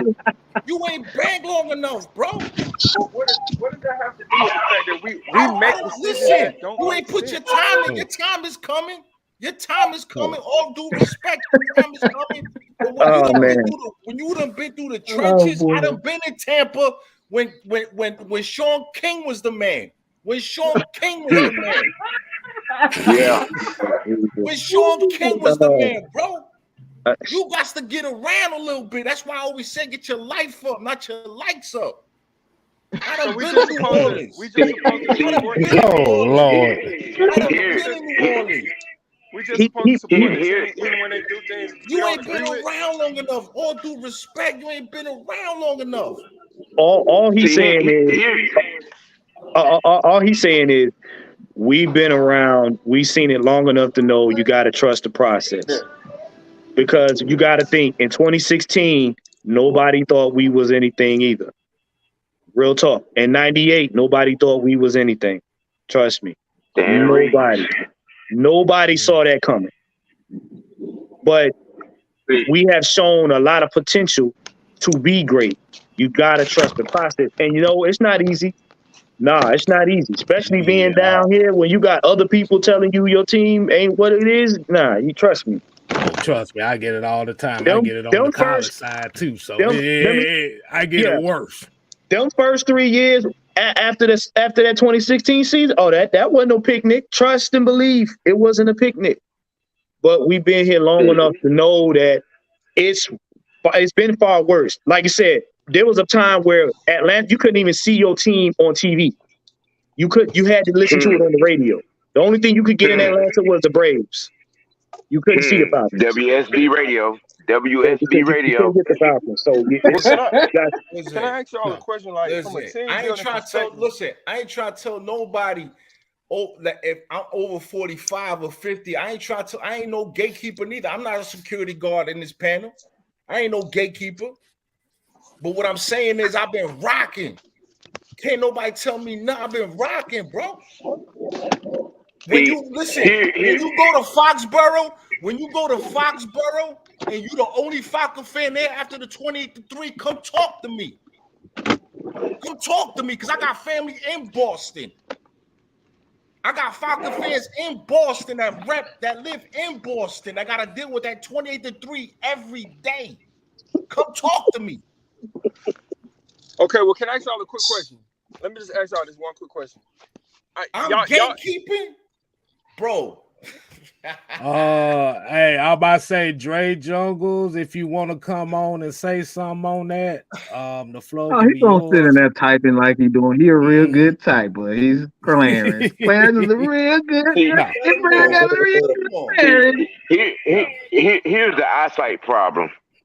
See, you said you was, been in since early 2000, which means you're looking at this through Jim Mora, Mike Smith, Dan Quinn eyes. Wrong eyes, dog. Wrong eyes. Yeah. Wrong eyes. This ain't the same staff. This ain't the same situation. Let me just ask y'all this regarding this team specifically right here. Okay. If y'all don't, y'all perspective is more, we need to build the right team as opposed to go and get flashy players. I like that approach. Well, then how could y'all justify picking a tight end at 4 and picking Drake London? Well, I got this. I got this real quick. Let me do it. Let me do it. Hey, Mike, let me do it. Go ahead. Let me I just want to be real quick with it. I just want to be real quick with it, fam. All right, go ahead, man. You go right to it, real quick with it. It's real quick. I can justify it because he ended up being a Pro Bowler his rookie year. That's how I can justify. All right, K-Style, go ahead. Drake London wasn't a Pro Bowler. Kyle Pitts was a Pro Bowler. What's happening? What's happening, y'all? Hold on. What's happening? How y'all doing? How y'all doing this evening? Hold on. Let me get this question right quick. Let me answer it right quick. 2021. Do you remember what happened in that offseason? Yes. Yes. What happened in that offseason? Who you talking about? Julio? That and what else happened? We got a new. Coward 18. Calvin really Calvin better Ridley, than his yeah. Coward 18. Now, So, I'm gonna tell you in 2021. Okay, this was the Matt Ryan. This the last year of Matt Ryan. Okay, when Arthur Smith and Terry Fontenot took this job, the original game plan was Matt Ryan, Julio Jones, Calvin Ridley. Right. Am I right? Am I correct on that? Yes. Yeah. So, Yeah. what ended up happening, Julio wanted to go play with his boys in Tennessee. So you already done lost your number one receiver right there and there, right then and there. Right. Now, you could justify and say, well, they could have got, if they was going to go receiver, why didn't they go after Jamar Chase? Like I said, I think they should have drafted Penei Sewell. I think they should have drafted Penei Sewell. Man, how many times you gonna keep saying that? You said this last time you was on, bro. Hold on, Mike. I never said that. Hold on. They should have made the Let me finish. They should have made the O-line better. Yeah. Let me finish. So, what happened in that 2021 season? They was one of the worst rushing teams and O-lines and a mediocre passing game because who was that wide receiver? Who was the number one receiver outside? The number one wide receiver on that team in 2021 for majority of that season. Cordell Patterson? Yeah, Cordell was a running back. Russell Gage. Russell Gage. It was Russell Gage. As Falcons fans, we remember that Thursday night football game. Wait a minute, bro. That ain't completely true. Cause Calvin really still had almost 1,000 yards, and if he hadn't got hurt, he would have had over 1,000 yards. We're talking about 2021, not 2021. He left. 2021 is what we're talking about. He left after 5 games. No, he was going after like 5 games. 2022, he didn't play for 5 games. No, 2022 he was suspended. Right. He was suspended for 4 years. Right. 2021 he played. That's when he played 5 games. This Arthur Smith third season, right? Yep. Okay, so first season you got rid of suspended, bro. Julio. You got rid of Julio, and you drafted. Calvin Ridley left after 5 games that same season. Right. This past season was year 2. Yeah, because he didn't play in London. That London game. He bowed out before it's time to go on the field. He quit because he was running from his bookie. But what I'm trying to say here is that Falcons team was bad, but you still had plays that was left on the field where they could have won actually 3 games. Like I said, the run game was pedestrian as hell. Everybody, like I said, I know for me, I was guilty of hyping up Mike Davis and UPS thighs, and the motherfucker ran like he needed Cialis. But 2.2 inches of carry. But Kyle Pitts was offensively the saving grace of that offense until him and CP. It's CP too. I'm gonna give CP his credit too. So I definitely I ain't gonna leave him out like that. But after week 13, CP got hurt. You saw him wind it down, and Kyle Pitts got hurt in the Buffalo game. Yeah, the hamstring. Hamstring. But the thing about it was they had no running game, so they had to throw the football, and you didn't have receivers that was willing that could get open like that. Kyle Pitts was the only receiver you had open. Which leads to 2022. Drake London was available because he was known as a wide receiver that can withstand that body contact that this and get off the line of scrimmage. Okay. Now, Marcus Mariota comes into play here because now you have a different dynamic I want everybody to hush. Let them finish. Look.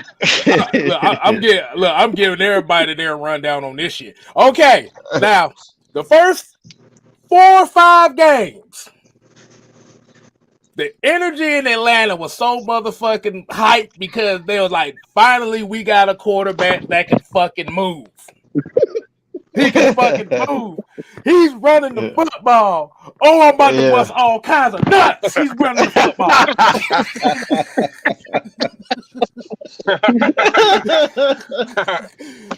But what ended up happening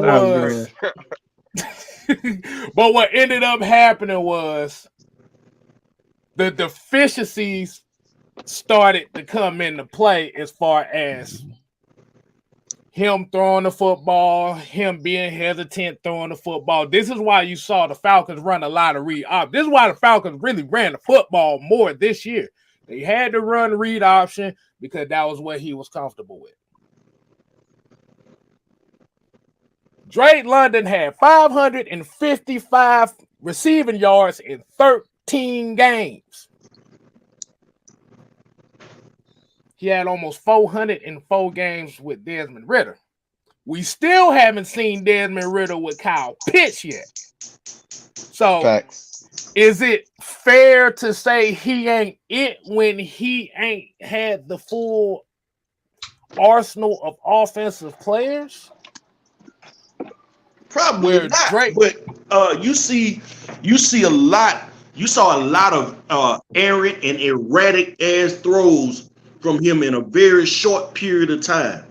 The only reason why he didn't have more interceptions is because they didn't allow him to throw the ball more. You know what I'm saying? If we're gonna be realistic about what we're talking about, then let's just look at it realistically. Okay. Wait a minute. You're talking about Marcus Mariota? Wait a minute, bro. Desmond Ridder. He spoke on Desmond Ridder. We already know what happened to Marcus Mariota. He couldn't hold on to the ball. Okay. If Marcus Mariota could have held on to the ball, we would have had 3 more wins in the season and would have been in the playoffs with Marcus Mariota. Okay. With Marcus Mariota. Hey, Styles, I'm gonna drop out because I know Blackberry want to get on. You know what I'm saying?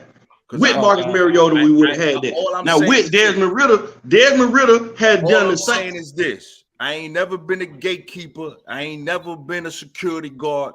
I ain't never been none of that. To anybody in the chat, or anybody on any panel, you come over to the Wolf side. If anybody want any type of smoke with me, and I'll be gladly to hear you out. But if you show me your neck, I'm gonna bite it off. Word. I hear what you're saying. I hear you. I ain't never been a sucker. Never. I hear you. Like I said, Desmond Ridder did the exact same thing he did in college. Okay.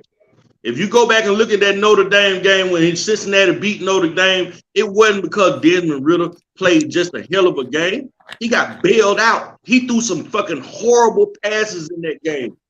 And that's that was the marquee game that he won in college that got him an opportunity to be an NFL quarterback.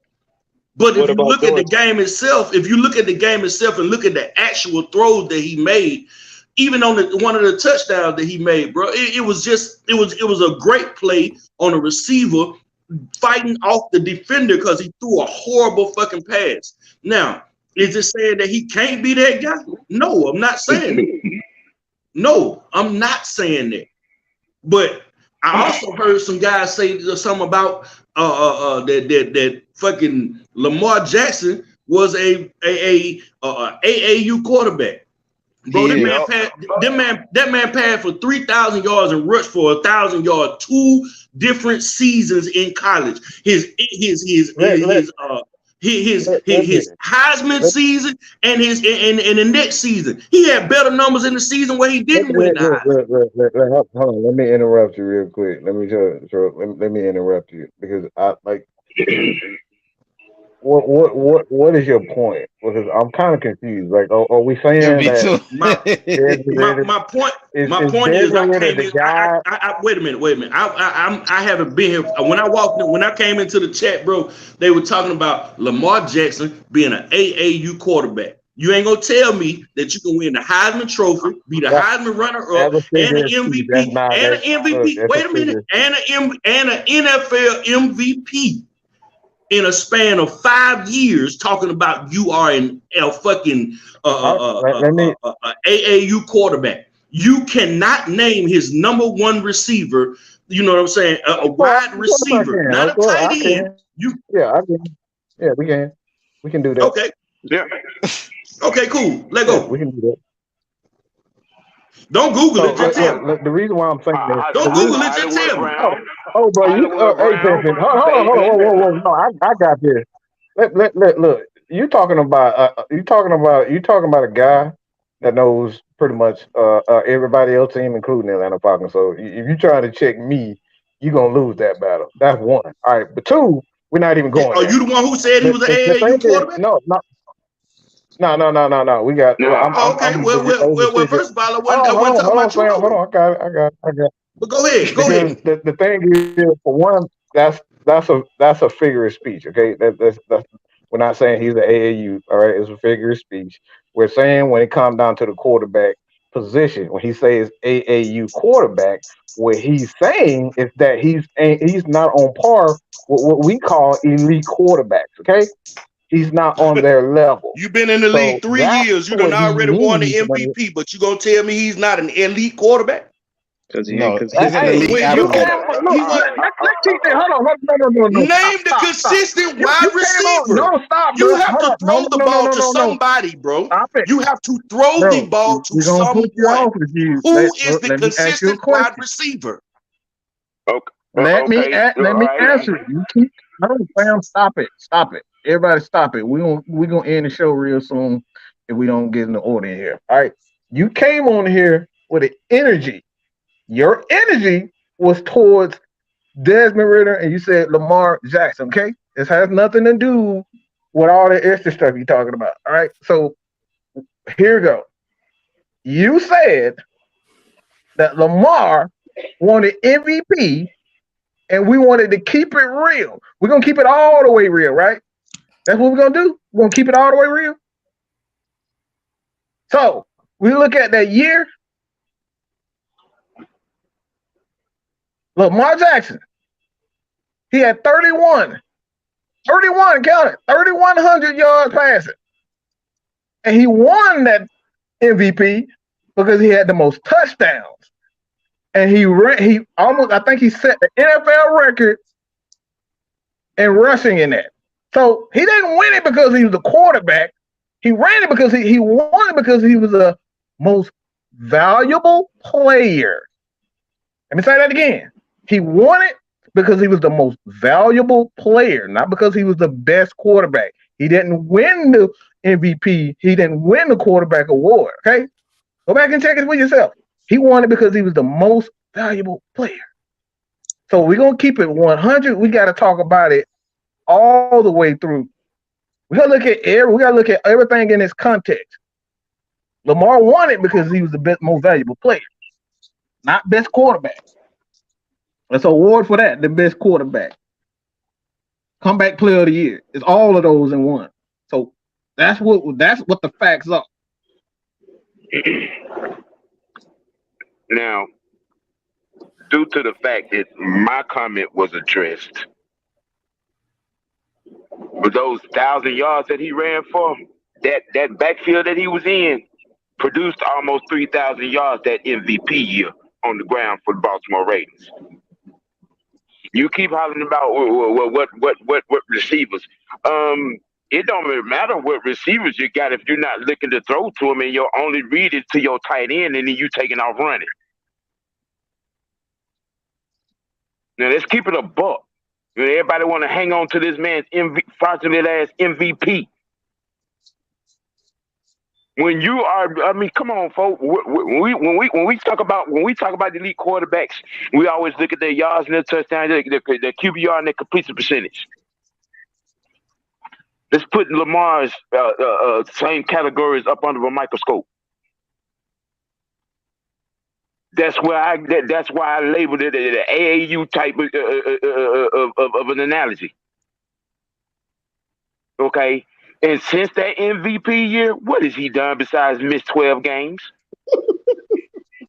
Not much. What has he done? Well, and you can't name receivers because then no receiver want to stay there because he wasn't throwing to him.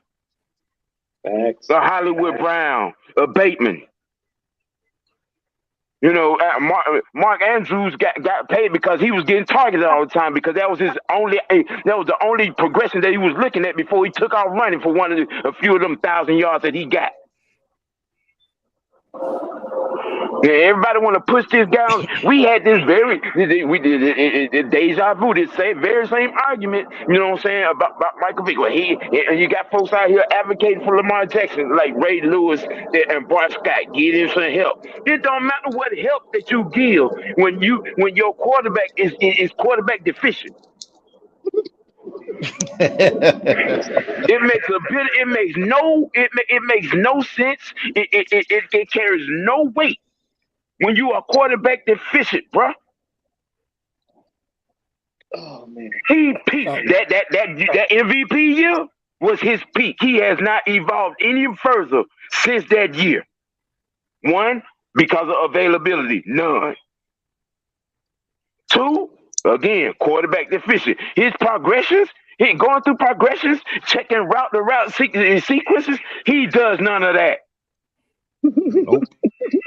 None of it. Now, and as part of being a complete team, that man had a top 10, top 5 defense since he walked in the door, and you still couldn't get past the divisional round. But yet y'all want that here. Y'all want that here. No, sir. For my $45, $50 million, give me a complete quarterback. Give me a complete quarterback. Somebody's going to check every progression, all the reads, be able to walk to the line, dissect the defense, and change the play if he have to. Lamar gets to the line, looks through. Okay, all right. I'm going to have Andrews sing it out. And if that ain't there, what is he doing? Taking off like a track star. Doing a bad Barry Sanders impression don't make you a quarterback. So basically, what he's trying to say is, hold on, let me get this right quick. I know we got a couple people in the back here. So if you take away, okay, so let's say you do give Lamar Jackson the money. Big trucker stop. Okay, I'm asking you a question. Let's say you do give Lamar Jackson the money and you bring him down here. Let's put this in a hypothetical here. For that 250, well, we just gonna say 200 plus because we don't know the actual number of it. We just gonna say right around that 200. Do you want him to run for 200 times a year, or do you want him to stop running? Oh, they want him to run because that's what they appreciate and love. That's all. With the $50 million investment, I don't want you running unless you have to for $50 million. Right. So, but wouldn't that, okay? Then wasn't that a big argument with Matt Ryan as to why he kept getting tore up in the in the game because we had a subpar offensive line? So if you got a subpar offensive line, I can see why you run more than you throw because you can't effectively step up into the pocket. But if you're building your O-line to be sufficient enough to keep you covered, why are you running? Right. Because they've got the playbook in the Trump mentality. Right. I mean, and don't want to evolve in the offensive scheme because you want to be a star running back. Then why have a running back on the team if you're gonna take his place? Right. And that's the point y'all be forgetting when y'all don't bring up, like, that's why he's been hurt. The Ravens asked him to do too much. He's the QB one and the running back one. Nothing to do with But what he doing. but But work that that's not possibility because I don't know any organization that's going to force you to a quarterback to be a running back. Hey, The Ravens look, are doing look, that. look. At the end of the day here, regardless of, like I said, because we already know what you chose. You like I said, you got, like I said, you got where you stand at. We got where we stand at. Ain't shit gonna goddamn change. We already know how this is gonna go. We're gonna give Dre, LS, and Blackberry, but I want to throw these numbers out here real quick, and I want to address this because that went over your head when I said he's the most valuable player.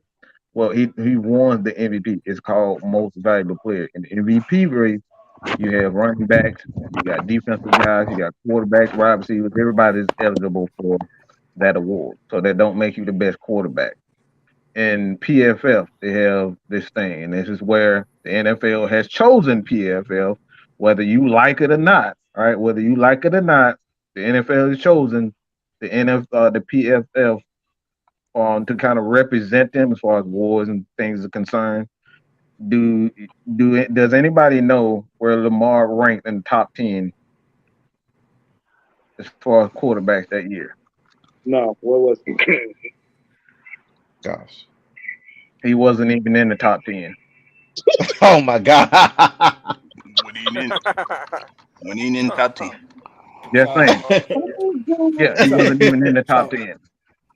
And again, this ain't got nothing to do with Matt Mikey. You can take it for what it's worth. But even PFF didn't even rank him in 2019 when he won his MVP as a top quarterback. That's wild. Hey, can I ask you? Look it up for let yourself. me say That's something. the fact. Let me say something right quick.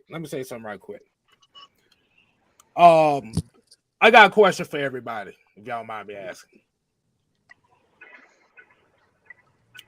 Do y'all feel like the quarterback is the most important position on the field? Yes. Yes. Okay. Yes. So, because I'm trying to get all this shit out the way, because like I ain't trying to hear no more goddamn Lamar talk. I ain't trying to hear no quarterback talk. I've been trying to talk fucking defense. I thought I was going to have a good week. Y'all done pissed me off. But I want y'all to ask yourself this question. And like I said, this is the Lamar thing. This is the we're not even going to the skill part now. We're gonna go to the contract situation. Now, as we already know, his teammate Roquan Smith got $100 million contract, $60 million guaranteed, and he has no agent, right? Yeah. Okay. Laramie Tunsil got his contract with the Houston Texans. Apparently, he didn't have no agent, right? Yeah. But here's the thing. If the quarterback is the prime position in the NFL and is the most important position, don't you think that they have a different set of rules and different sets of circumstances when it comes to negotiations? Yeah. Yes. Yep. Yes. Talk to him. So, the reason why I'm saying this is at the end of the day with this Lamar thing, and I think a lot of people getting this confused. I tell anybody, go and get your money by any means necessary. Ain't nothing wrong with that. But and Juan and Mike will tone to me on this. In the 48 laws of power, y'all need to go ahead and read this. Read that book. The 48 laws of power. One of the laws says, say less. Say less. Thanks. Because where Lamar Jackson is messing himself up at right now is the internet talk. And even though you can say, well, the media is painting this bad narrative on him. What about the same media that was backing him but vilifying everybody that wasn't signing him? Maybe That have part. you ever thought the reason why teams ain't really looking to sign him because they've already been vilified for not getting him the first day? Have you thought about that? I think if he was purely a free agent, he would have got a deal. I think people don't want to deal with the Baltimore Ravens, and they don't want to have to give up all this trade. Nah. It's See, a the scheme Baltimore that That they ain't going it. that they That doing. ain't I it. feel as though. See, the Baltimore Ravens want somebody to make a deal. They want Yeah, somebody they to So big. they don't set have the to. deal. Yeah. That's So the they big don't have trap to. right there. That's Right. what they're waiting on. Yeah. They don't want to have to talk. They don't want to have to deal with that money. And and you got to Right. understand something. You got to understand something.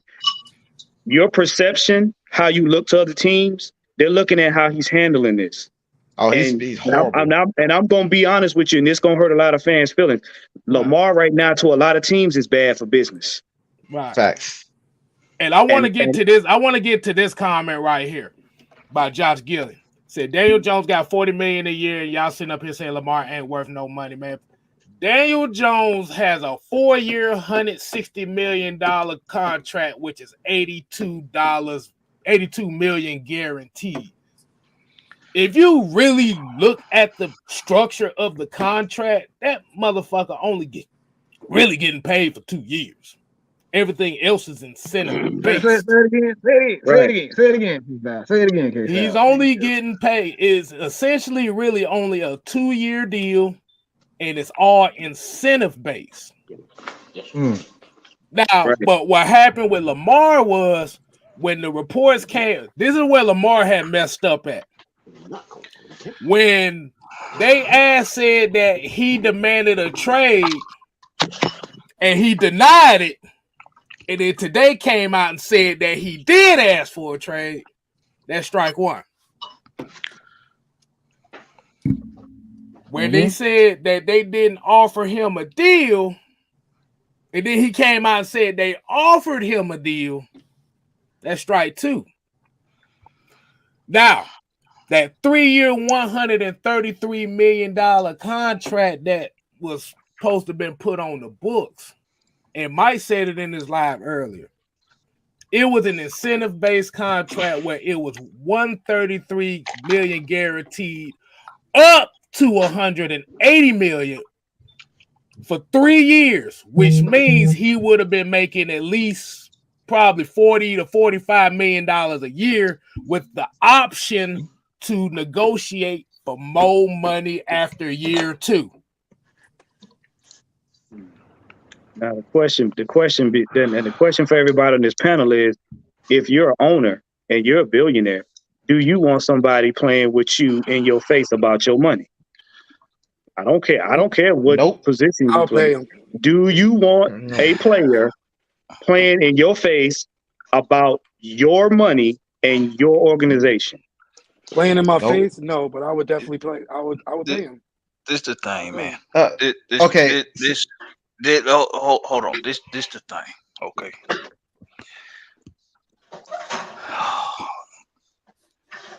Numbers, stats, all that is we could bring up all these facts for y'all, numbers wise. But y'all got it made up. Some of y'all got it made up in your mind that the Falcons won't be shit unless they go get Lamar Jackson. Now that's that. Now I'm going to coincide with something here. Just like every fan, we don't like losing either. So let's squash the narrative that the AFN family Who the hell and is associates. McDonald's? Don't know, but they need their number one. So I can get to that homeless man on the corner. I should get some extra dipping sauce to go with that too. But let's squash that narrative that we comfortable with losing. That's a crock of shit. Okay, you're just trying to hit at our buttons. You're trying to touch our buttons just because you've ran out of rebuttals for our objections to you having Lamar Jackson here in That's not Atlanta. true. That's That's not two. true.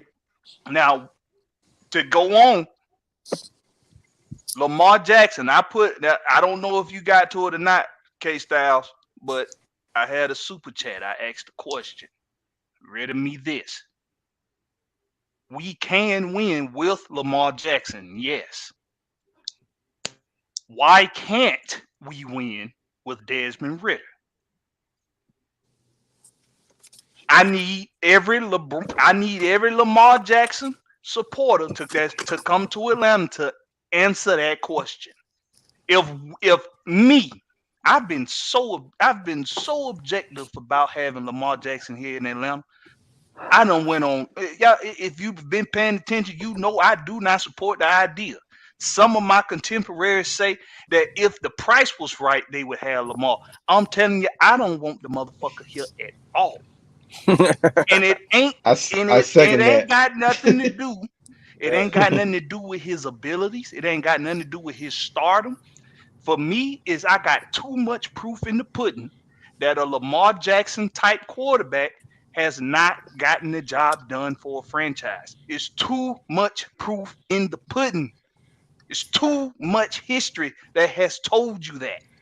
Because the price tag, along with the inability to get better as a quarterback, has reared its ugly head too many times in the history of the NFL for us to sit up here and think that a team that has historically had a worser team than the Ravens, the Falcons, but since Lamar has been in the league, has the same amount of playoff wins as that Falcons franchise. But for some reason, we think when he come here, he's going to make us that much better to get us over the hump.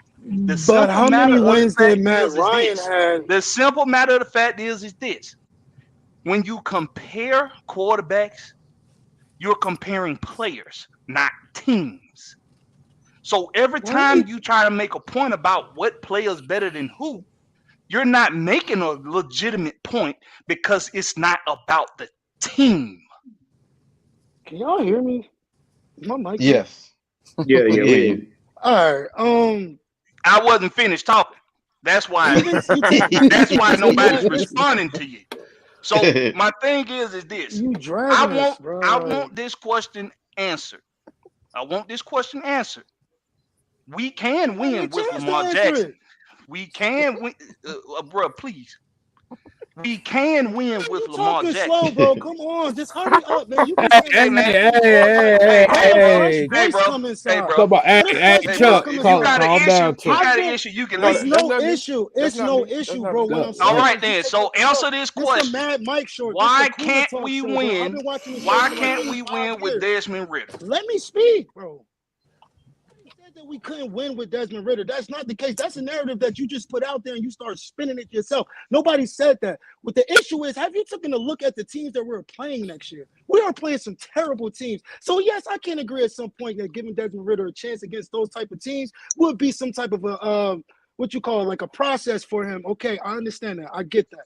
But with somebody like Lamar coming inside this facility, inside this building, we was 13? We had 13 one-score games last year. You put Lamar Jackson in that's easily 12 games, 13 games, or whatever the case may be. We acting like this defense was atrocious last year. This defense kept us in the game to give us the ability to come back in all of those games. Like, what are we saying? And then we upgraded the defense already? We upgraded this year. That line is looking scrumptious right now. So I can see it adding another, maybe like a running back, get us a left guard or whatever the case may be. But we have found gems inside this draft process throughout many, many, many, many, many years.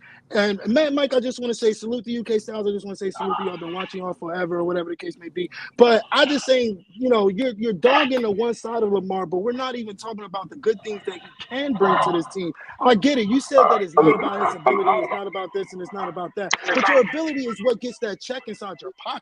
Your ability is what gets you inside the NFL. For you to sit, someone on that panel to say that he's an AAU quarterback, that's the disrespect that was going on to the panel. Because at the simple fact, he is not an AAU quarterback. He's an NFL American quarterback, and he's doing his thing. You said, Yeah, well, he only and thrown for 31,000. He only thrown for he has the 31. same numbers as a backup quarterback. He has the same numbers as Mariota. But he was also 66% on his passing completions that Yeah, year. He and was also 3,100. and so was Joey Harrington too. Joey Harrington did that too. 31 in the air, 31 in the air, 31 in the air, 1,000 on the ground, 27 in the air, and 7 interceptions. I'll take that all day. He want to say, "Oh, how many playoff games did Lamar win? One playoff game." Matt Ryan ain't win his fucking first playoff game until when? But he's won more consecutively than Lamar. He won Rookie of the Year And I too. get that. He had some real. He's good, only won 4 though. I wouldn't count. That's 3 more than Lamar consecutively. I wouldn't count. Okay. I wouldn't count. In 15 No, years. let him talk. Let him talk. Let him. Hold on. Everybody had their turn to get in. Let him talk. Inside this offense, My bad. we don't really need all of that. All we need is Lamar to get to the second read, and Lamar can get to the third read. But if that third No, he read can't. isn't there, he can. Nah. He can take off and run. Hold on. Let him finish. I'll shorten it up a little bit. Now, if I'm not mistaken, y'all can correct me if I'm wrong. You said that Baltimore Ravens had the same offensive coordinator since Yes. Flacco. Yes. That not the same OC that was for Kaepernick, or am I wrong on that? Greg Roman, that's the same guy. That's the same one. So that's the same. And let me throw this in here too before you say that, because I know where you're going with this. That's actually the same guy who got him his MVP too. So you can't say he sucked. But I didn't really say he sucked. But the thing is that in this Arthur Smith give Kyle Shanahan goddamn Lamar Jackson to see what the fuck happens. Arthur Smith ain't that. It's a wrap. Nah. No. But you Kyle Shanahan. No, stop. Everybody stop. Let me stop you right here real quick, because you keep talking about bring Kyle Shanahan. Do you know what Matt Ryan's worst year was under? Season, I remember. Yeah, you know who that guy is? Yeah. Who was that? Who was that again? Kyle Shanahan, yeah. But Mike, we both know that you need at least two years inside of a system to really perfect that shit. And Matt really ain't get that shit outside of Kyle Shanahan. Matt Ryan got it the first year with his quarterback. He got it the first year with Sarkisian. That second year with Stark, we was on fire. Go Blackberry. Go Blackberry. Can I respond to you, please, sir? Sir, Mr. Drake, can I respond to you? Okay. So you started out by saying how you felt like the defense wasn't as bad as everyone. A lot of people give them credit for it. It wasn't as bad, right? And then you said that we actually made this defense better, correct? Right? Okay. So if and then later on in your soliloquy here, you said that we don't need all of that on the offensive side of the ball. That's what you said, right? No, I did not say that. I said we need a left guard and a receiver. No, you're talking about a quarterback. You're talking about a quarterback. You said we didn't need our quarterback to do all of that, meaning pass the ball a whole lot, right? Oh, in this offense, correct? In this offense, we don't need that as much. No, we don't need that as much, right? All right. So, answer this for me. If the defense wasn't as bad as people say it was, and it's even gotten better in your opinion, and we all can agree that it's gotten better as far as the acquisitions, right? So, and if in this offense already with a top three rushing attack, if we don't need a quarterback to be spectacular, we don't need a spectacular quarterback, right? So, why is it that we have to go spend that much money on Lamar Jackson if it's possible we could get the exact same job done with Desmond Ridder? One is not proven that Desmond can do the job. It's just not proven. That's the logical facts here. Two, if Ridder does pan out, you're going to end up paying Ridder basis more than you will be paying Lamar today. Yeah, but he can actually pass effectively Oh, though. whoa. How you say? Technically, Hold on, whoa. I get it. Go ahead, Blackbeard. Go ahead. Wow. Okay, so you want to spend money that we so we had second most cap space, but you still didn't answer my Next year we question. got 90. Next year we got 90 million. But you still didn't answer my question. If we don't have to go spend that money now, or in the next 2 years for that matter, and Desmond Ridder could possibly get the same job done.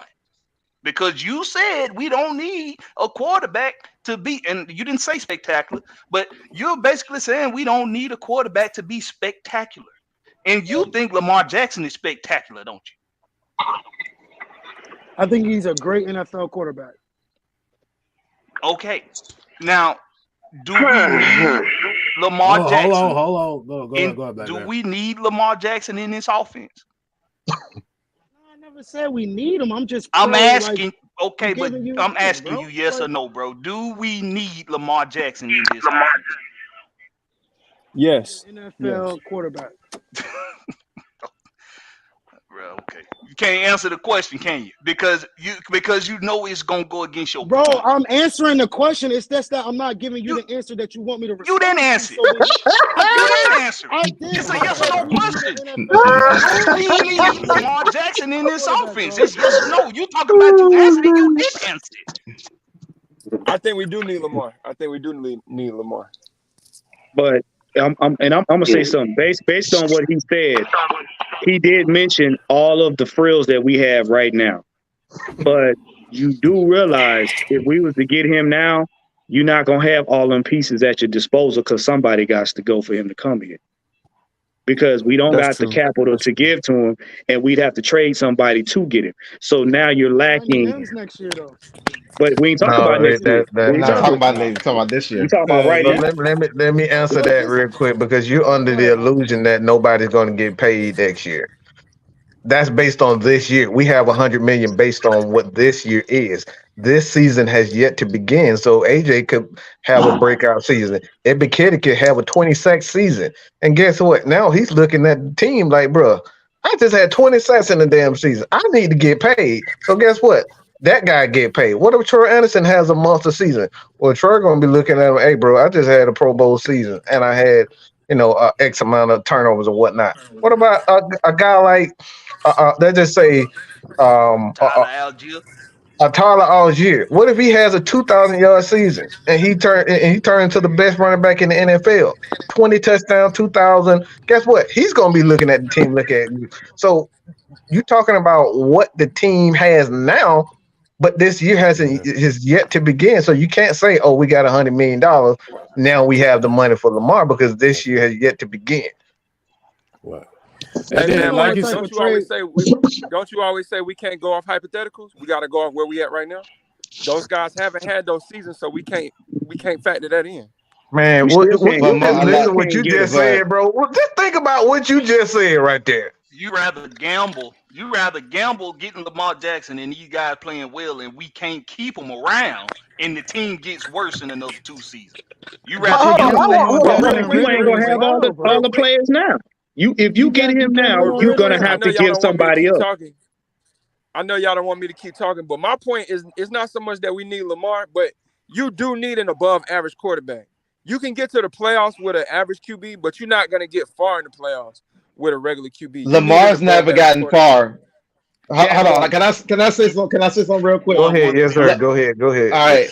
Lamar Jackson in the playoffs has thrown for 150 yards in almost every game in his playoff games. So he's not above average when it really matters the most.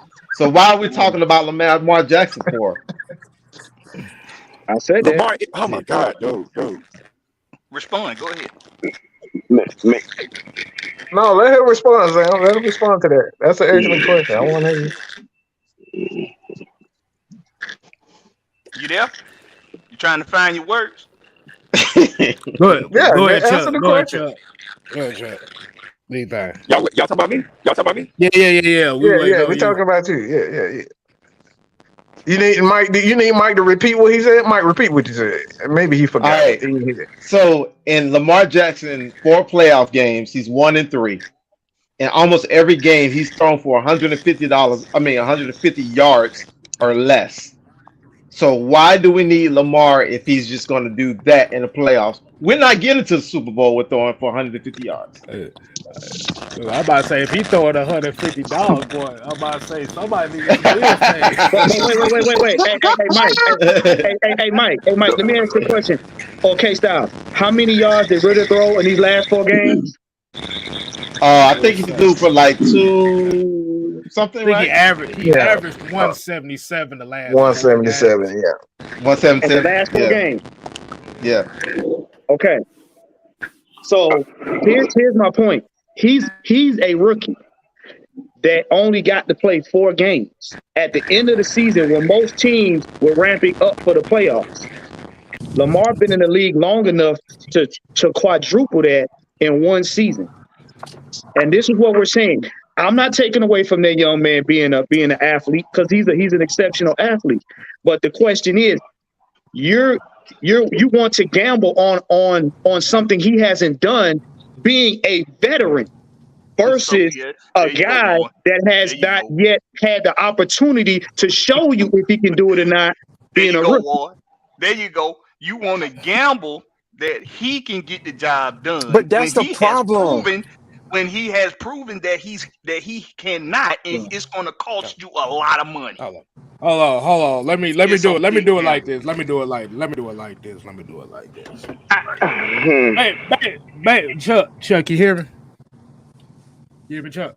Yeah, I hear you, man. I hear you. Okay. Yeah. So essentially what they're saying here is like you told Mike about the hypotheticals and stuff.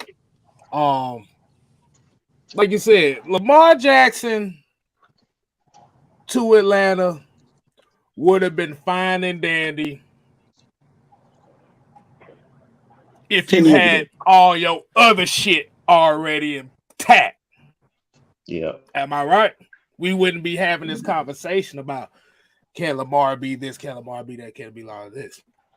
But you said something interesting before that where you said about Kyle Shanahan and how it took a couple years for him for Matt Ryan to get acclimated to the offense before he had that MVP season.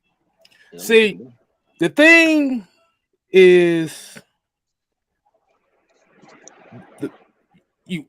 you want to give a guy a chance because despite what the popular narrative is, a 3rd round pick for a quarterback is high. It ain't as high as the first and not as high as the second, but it's still a quality pick that you waste on a quarterback.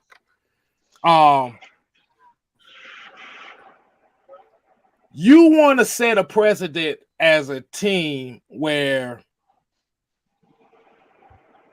if you have a guy here in a Desmond Ridder who you have been working with in the whole offseason, and this is a guy that you have let's be honest with you. Arthur Blank wants Desmond Ridder.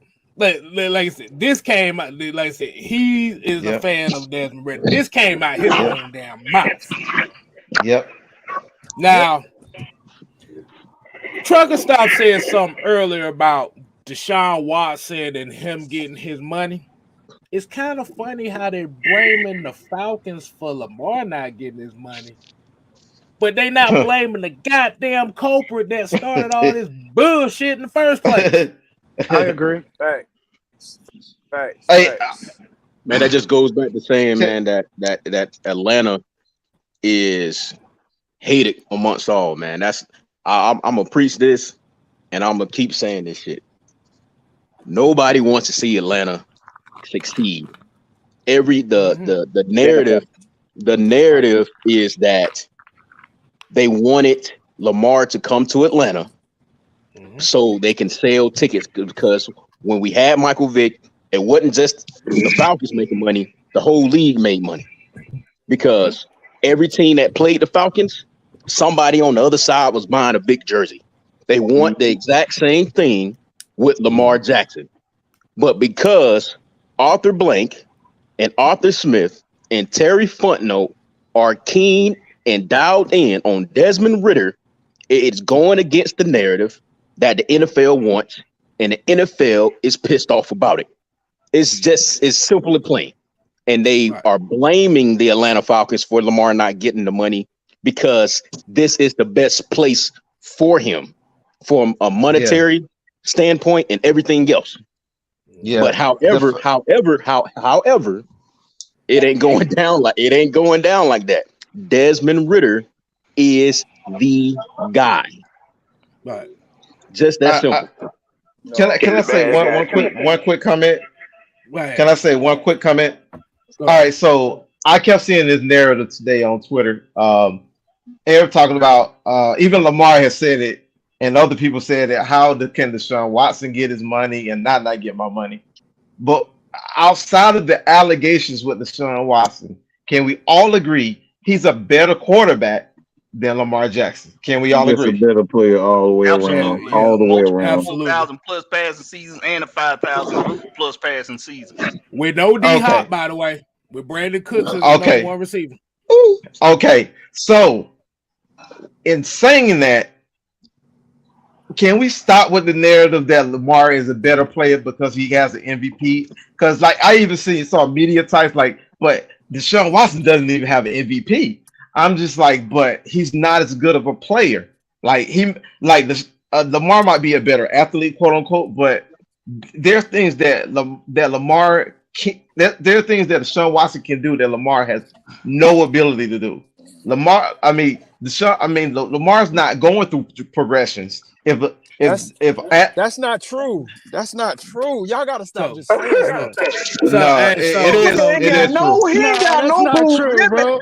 This man is that your favorite word? Is that your favorite quote? That's not true. That's all you keep saying. He ain't got no backup for it. Let me answer this right here. Jay Cruz said Brandon 5 years in. Start 15 wide. That motherfucker get traded. He's been getting traded every year for the last 4 years. I'm gonna say how much just got traded last week. When I watch Lamar, can I step in right quick, man? When I watch Lamar, let me say this real quick. When I watch Lamar Jackson film, I do see that he's capable of reading defenses. Right. The problem isn't pre-snap. The problem is after the snap. Yep. Most of the time, he's doing one read and go. Most of the time. I'm not saying he don't look at second and third options. I'm saying most of the time, he's doing one read and go. And that's all I'm saying. Could that be because he know his receivers ain't getting open? No. This man, no. Hey, Mike. Take this man, Mike, man. This man Listen. I got this. Can the bad guy talk? We watched the film, and you can go back and look at it for yourself. When Lamar sees that his receivers are not open, 9 times out of 10 he runs sideline to sideline, trying to make his mind up how he's going to make the play work. Most quarterbacks that scramble, they run out of the pocket and they run vertically. So in case they don't, and none of their weapons get open, they can still go for a first down. 70% of the time, Lamar Jackson's looking for that one guy he can throw to. If he's not available, he's running back and forth. That's forcing all of the defensive linemen to chase him. Then if they can't chase him, he goes for the first down. Now, on the other side of that, when they call it and they hike it, Lamar likes to go up the gut. He likes to have the middle of the field and he'll go straight up the gut for a first down. So a lot of times when teams have all his men covered, he's going sideline to sideline. Let me teach y'all something about quarterback progressions because I'm gonna say this real quick, and then we're gonna kind of close it. I want to say this, all right? How quarterbacks are taught to go through their progressions is to look deep first. So they look at the safeties, okay, and they work their way down to the mic, and then they worry about, all right, how you gonna slide the protection. So they always look at the safety first. That's the first thing they look at when quarterbacks come out is look at the safeties, because they taught to throw the ball deep first, and then they work their way down. All right, based on what the safeties are, If they playing cover 2, you already know immediately that the quarterback is middle gonna be of the looking at the field. tight end and they're gonna Yep. be looking at the slot. So that's Yep. what you're looking at. So I'm teaching y'all how to actually look at film. Okay. So quarterbacks, the first thing they do when you see them, you see Matt Ryan and Tom Brady and those guys, they're looking right at the safety. It's always looking straight, looking at the safety, see what the safety, then they work their way at the linebacker and they say, Mike. All right, and then they go there and then they set the protection off that. So that's how all the guys are teaching. So all you guys are saying that he's going through his protection, look at how he goes through his progression. That's the proper way to look at a quarterback, okay?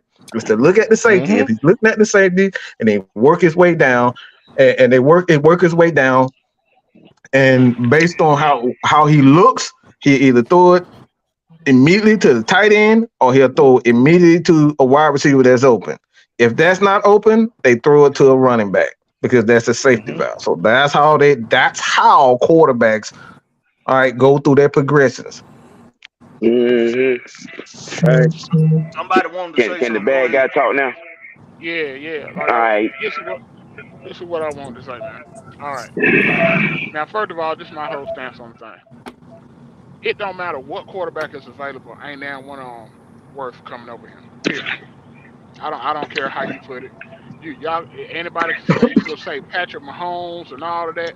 You bring him over here, the stuff that you had to give up, he's gonna be trash because the team is trash. Where he got around him is gonna be trash because you're gonna best believe you're gonna have to give up a lot to get him.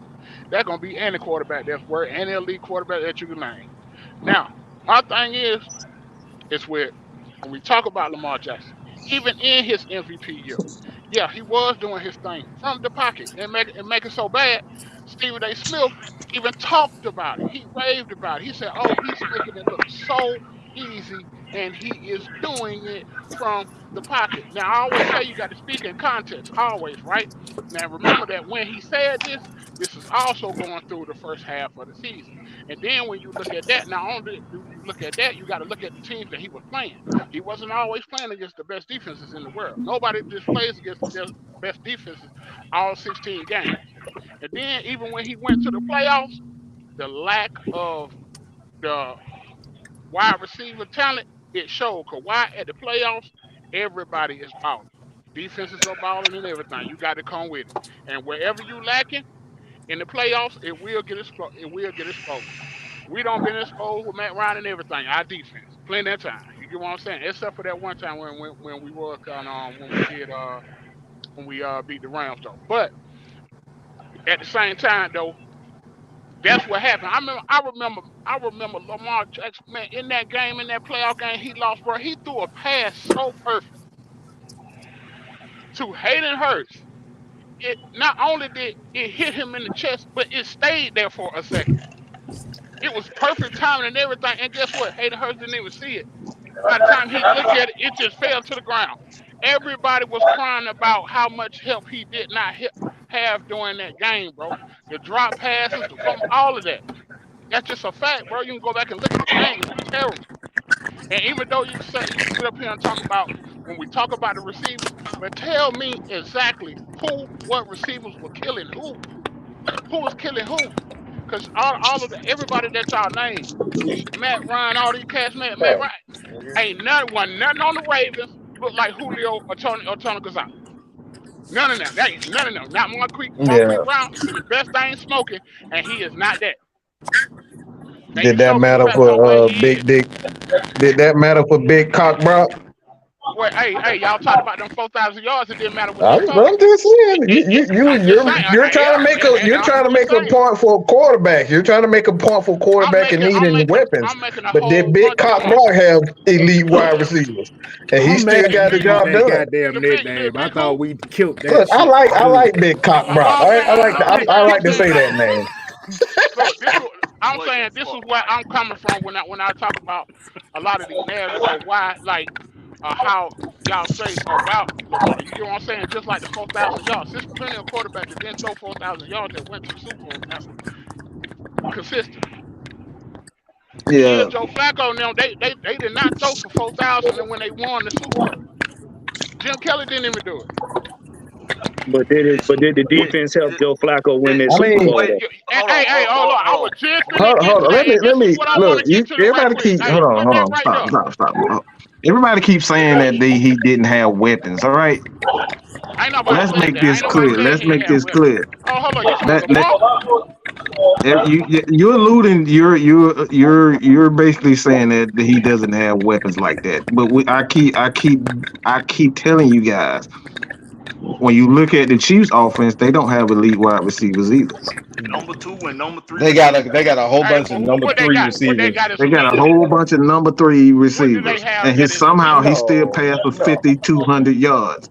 So it's not What do even. they Look, we have got to that's elite stop though? with this narrative that is always about weapons. Bro, it's a Does it? whole Is it? team. I don't care how you go about it, how you spit it. It gonna take a whole team. Ain't no quarterback It, bigger than the program, but bro. it's Of not course they strictly are. that. Of course it is. One thing Go about Of them ahead and course it teams. answer is. right One now, thing bro. about them teams against the best defensive line, against the best front seven, they did not touch Patrick Let me Mahomes, bro. debunk that. Let me debunk that because great quarterbacks can make great throws, and quarterbacks that are not great can't make those throws. We saw that with Julio Jones Ain't and nobody Matt talking Ryan in the about the Super ain't Bowl. nobody talking about the throw, bro. And when I'm telling you, You're it not doesn't matter. understanding.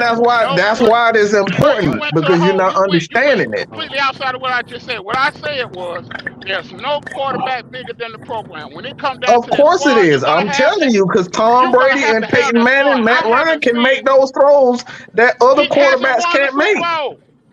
Why That's the he didn't reason win? why. Why he didn't win? Because Listen, it's a Ellis. team You're being sport, bro. That's emotional. my whole point. Let me show you. Let me tell you where you're wrong at. Because the big time quarterbacks make those big time throws. That's why they are above the team. That's why they get paid the most Bro, to make he those will not. He tough didn't win out. decisions. It's the Well, exact hold reason on, hold on. why This is Aaron where you Rodgers missing can me at put about 2 what I teams am in a saying. vice grip. I am talking about winning. Yeah, And you can be elite all that's day. what the That's what I'm talking big about. time quarterbacks. Winning. I'm That's talking why they about get paid that winning. money. Look, bro, that's Listen why they to what get I'm paid that saying. money because they can Bro, do you are what other going outside of quarterbacks what I'm can't do. saying. I am talking about winning. Because it Hold don't on, matter bro. Yeah, how they elite you win. are. Hold on, bro. Hold on, bro. Bro, You talk where about are our winning, but Super Bowls? you Ain't Matt trying to, Ryan elite? bro. You're not. You trying to make No, a I'm case. You not, talking bro. about winning, but you trying to make a case for a quarterback that has had good teams, and he has not won shit. Yeah. So the Had a point you Falcon, making, you not making. hey, hold on. And we not had good teams. We have had good teams. No, we've Where were had we? good teams, but Hold on. we All right. Hold on. Now you answer that question. All right. When we lost, what were we lacking? Defense. All right. And guess what? Just like Joe Flacco, oh my god, why did he win? Defense. because he made the big time throws Because and Joe, the that's right. playoff games. And guess what? And guess what? That's And right. guess what? Come Guess on, what bro, he happened? made the big time Hold on. throws, man. That's why he got the Matt Ryan contract. come on, Matt Ryan made Bro, big time what? throws, bro. Stop, bro. You're not making sense. He made the You're not big Bro, time making throw. That's you why he keep got the telling big me off. time You ain't contract even right let me after the talk. You ain't playoffs. let me make my point. I just brought up Joe Flacco. You ain't let me finish what I was saying. Bro, you Period. talking nonsense. You calling don't his even word. hear No, what you're I am Ain't not. saying. say no point. Let me say what I'm saying, bro. Just listen for a second. Just calm down and listen for a second. And you keep talking about people that make big throws. Yes, Joe Flacco made big throws. Yeah, Mike Ryan made big throws. But at the end of the day, where I am coming at, it's the whole team factor. I keep naming it. We let Tom Brady score 5 touchdowns. Guess what? If it wasn't for the Ravens defense stopping the 49ers 5 times, all they scored was field goals. If one of those had been a touchdown, they would not have been Super Bowl champions. But it's a team effort. I'm talking about the whole entire team, top to bottom, quarterback, offensive line, receivers, defense, all of that. I Okay, haven't so seen it nobody sounds win like the. you making more of a case for why we don't need Lamar Jackson. That's I what said the that case you're from the trying to make, beginning. What are you talking Man, about? you I didn't said, say that. bro. This man did not say that. hold on. The first thing I said, it don't matter what quarterback that is available. It doesn't make sense to bring him here. I did say that. Oh, What are you talking about? I said that from oh. the beginning. I said it doesn't matter what quarterback is available. That's why I brought up Patrick Mahomes and all that. It's in the recording. I So said let me that. ask you a question. So let me ask you a question then. Since you say it don't matter what quarterback we bring here, who do you think is going to help us win? In your opinion, who do you We ain't have got. right now that's gonna help us? That's gonna help get us I over don't the even top? know where we going, man. I'm Look just here, I heard what he hello, He's said. just buying time right now. bro. I heard The what he said. reason, hello, now, let me give you why I even said that because of, and they're gonna answer your question. The reason why I even said that can't no you. It don't matter what quarterback that you bring here. It's because we're gonna have to give up too much. We're gonna have to go with what we got. It ain't gonna be this I'm year. s- I feel like it's I'm gonna be so more next year. confused. So you don't think we I can win with said Ridder? I never said that. No, I'm asking you. I didn't say you said it. I'm Yeah, asking I you. said that in the comments earlier. I said Ridder is my quarterback. I said even in the comments, I said, hey, I agree with everything about what y'all saying about the Falcons. I said, but when it comes down to Lamar, the thing that y'all saying with Lamar, that's what my problem comes in at. That's why even when I first came on the state, the first thing I said, it doesn't matter what quarterback is available. It doesn't make sense to get them because we're going to have to give up too much and they're going to come over here and be trash. That's the reason why I said no quarterback is bigger than the program. You got to have a team. I haven't seen one quarterback without a team winning out. Okay, bro. Well, Lamar has gotten worse since his MVP season, bro. Go ahead, Lamar has Sam. been Hey, hurt. Lamar has been hurt. Go ahead, Sam. Stop it. Stop it. Damn, Stop it. And At even after the the year end after his of the MVP, at the end of the day, even the year after his MVP, hey, who hold on, who hold was on, injured that next year? Who hold was on, injured that next year on the team? hold on. At the end of the damn day, when we look at the last 8 Super Bowl winners, there's only 2 names that come up as far as elite quarterbacks, which is Tom Brady and Patrick Mahomes. Yep. Am I correct? Yep. Mm-hmm. Now, you said a key thing there. You said the team aspect Team is aspect. very important. Very important. This is what our whole ideology over here has been around since we started. Well, you build the foundation, which means you build the team. we need. And I never This is. disagree with that. Oh no, I ain't saying you ain't disagree. Yeah, yeah. I'm just sitting here making a That's point. that's just common sense right there. But a lot of folks don't get that. That's what killed me with our fan base anyway. I just Right. can't understand how you watch all these Super Bowl teams, bro, and you see all of them names on there. All of the names on the team, bro. Look at the Eagles. Look how many names was on the defense, and look at the names, the running backs, the receivers. Hell, the offensive line. It didn't make no sense. They had names everywhere. And then you look at the Falcons like one quarterback supposed to just kill everybody. But It's the dumbest ideology I have ever seen in my life. How you see so many people ball out on this one team, and you got 2 people on the Falcons that are balling, and you feel like they supposed to take the whole 22 to the promised land. I blame the mentality on Thomas DeMento. See, Now you heard him say it. You see heard him say it. see what the issue is everybody's fucking frustrated right now because they haven't seen a winning season since 2017. So everybody is scrambling. What's the best idea? What's this idea? What this motherfucking idea is? And what that idea is? We need to draft this some bitch. We need to draft that some bitch. Fuck all that shit. Blow that shit. You see, y'all about to make me go help. Oh. Hey, I just want to say a stat real quick that I looked up. So when he was doing his little rant a few minutes ago, I wanted to look up what the Ravens defenses was in 2019, 2020, 21, and 22. You know what their defensive ranking was those years? Oh yeah, I do. Who? Who? Top You talking four. about the Falcons? Mostly fourth. No, the Ravens. Oh, I was about to say I Most of don't want to talk about. I don't want to talk about that Suki Hana slut walk defense we had. I don't want to talk about that. No, the Ravens defense. They was literally averaging giving up 17.6 points per game for 4 years. So basically, if you got a good special teams, which they do, that pretty much means that he's in full control of the offense. Like he doesn't have to go 80 yards to score touchdowns a lot of times. A lot of his drives are near the 40, 50-yard line. Great field position. And the Baltimore Ravens always good on special teams too. Always good on special teams. Always. Sam And we ain't talking about just Justin Tucker.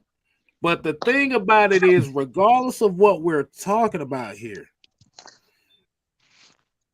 Lamar Jackson, if the Falcons would have went on ahead and fell for the bait and did the Lamar Jackson trade right at when it happened. Okay, so they was at about $60-something million. So the cap was at 32.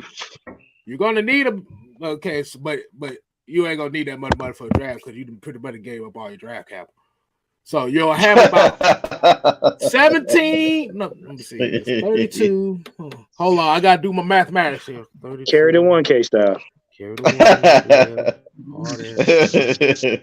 That will put you about 20-something million. You want 50 a year. You want 50 up there. Well, like I said, right? Yeah, but we just counting the tag number right now. So the tag. Okay. We count the tag number, so that'll put you about 29 right there. Now this is before the Chris Lindstrom extension, so add that little 15 right there. So you would only have enough money to add great value players. Am I correct? Yep. Jesse Bates out the door. Jesse Bates out the door. Onyemata out the door. Out the door. Peyton Ellis is gone. Gone. Yep. And then the thing about it is, if you do that deal, we'll have Matt Collins to pay him. You're going to have to pay him because you not finna give up 2 first-round draft picks and say, okay, he ain't good. Draw him to the wayside. No, fuck that. If I'm spending 2 first-round draft picks, I'm gonna have to get a bang for my buck somehow. So I'm going for Aaron Rodgers. I ain't going for no damn Lamar. So that 80 to 100 million that's going to be getting next year. Now you got to cut that down by 40, at least 40%. Now you got to start thinking about other guys. See, remember now, you don't have that first round pick, so Christian Gonzalez is out of the door. Yep. You may want a defensive player. Nolan Smith is out the door. No Will Anderson. No Will Anderson. Top 10. Maybe the first round. Jack Campbell. No, nothing. Jalen Carter. Nothing. The best thing you gonna get is Van Ness. He won't be available.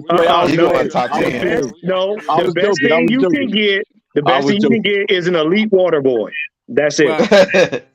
Yeah. So this is a lot of things that people don't think about. Like I said, we kind of get caught up in the aesthetics of a Lamar Jackson and what he brings because he reminds us of what we used to have, and it makes us feel good. And like I said, you look at the winning record, and like I said, the one thing I will always say about Lamar Jackson, his touchdown to interception ratio is a lot better than most quarterbacks in this league. He don't throw the damn ball. Yeah. Hey, let me have a moment now. Trying to be nice. Damn, Sam. Let him try to be nice to the motherfucker. We trying to close. We trying to close it out right. Then you can have your whole cuss out moment when we give you the chance. But at the end of the day, like partner said here, regardless on who the quarterback is, the foundation here is now. Right. If you look at the offseason the Falcons have built, they're planning on winning this thing now. They're not asking Desmond Ridder to be a superstar. Nobody's asking him to be the superstar. All you're doing is asking him to make one throw. One fucking throw. Yep. Do I need to count the games? Let's count the games. Hold on. Okay, the very first game against the Saints, you had a fumble in the red zone that cost us that game. I wonder who did that. Yeah. Damn it, Dolman.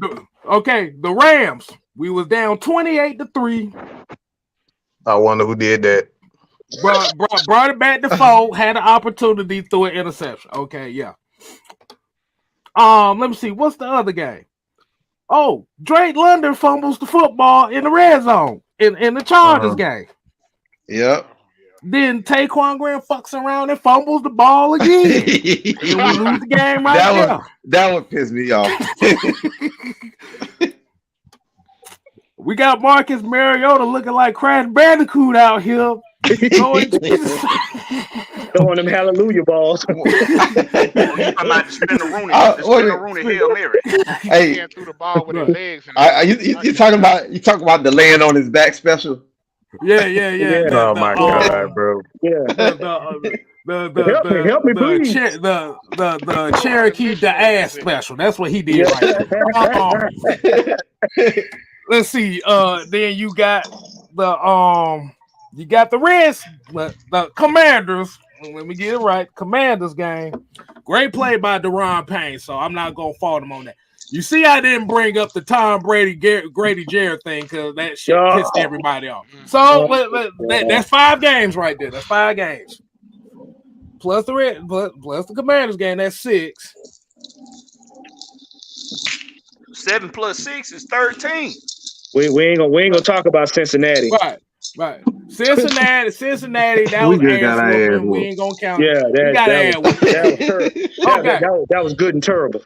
You go to that the Steelers game was over soon as they had the coin toss. Yeah, you go to the Steelers game.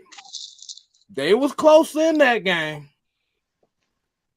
If one of those deep post routes get connected, we may be talking about a different story. That's one throw. Panthers. The second Panthers game, the first Panthers game, we got away with that one. I'll take that. It is what it is. The Saints game with Desmond Ridder with the 97 yards that he threw in that game. The Falcons were down by 3 with 2 minutes left in the game and driving down the field. What happened in that game? Drake 4th London. and 5. Hit a slant route to Drake London. Drake London hits a Calvin Ridley moves and fumbles the fucking football. Game over. Mm-hmm. Am I correct? So Yeah. I just counted 8 different scenarios where one play decided We the were down game. by how much?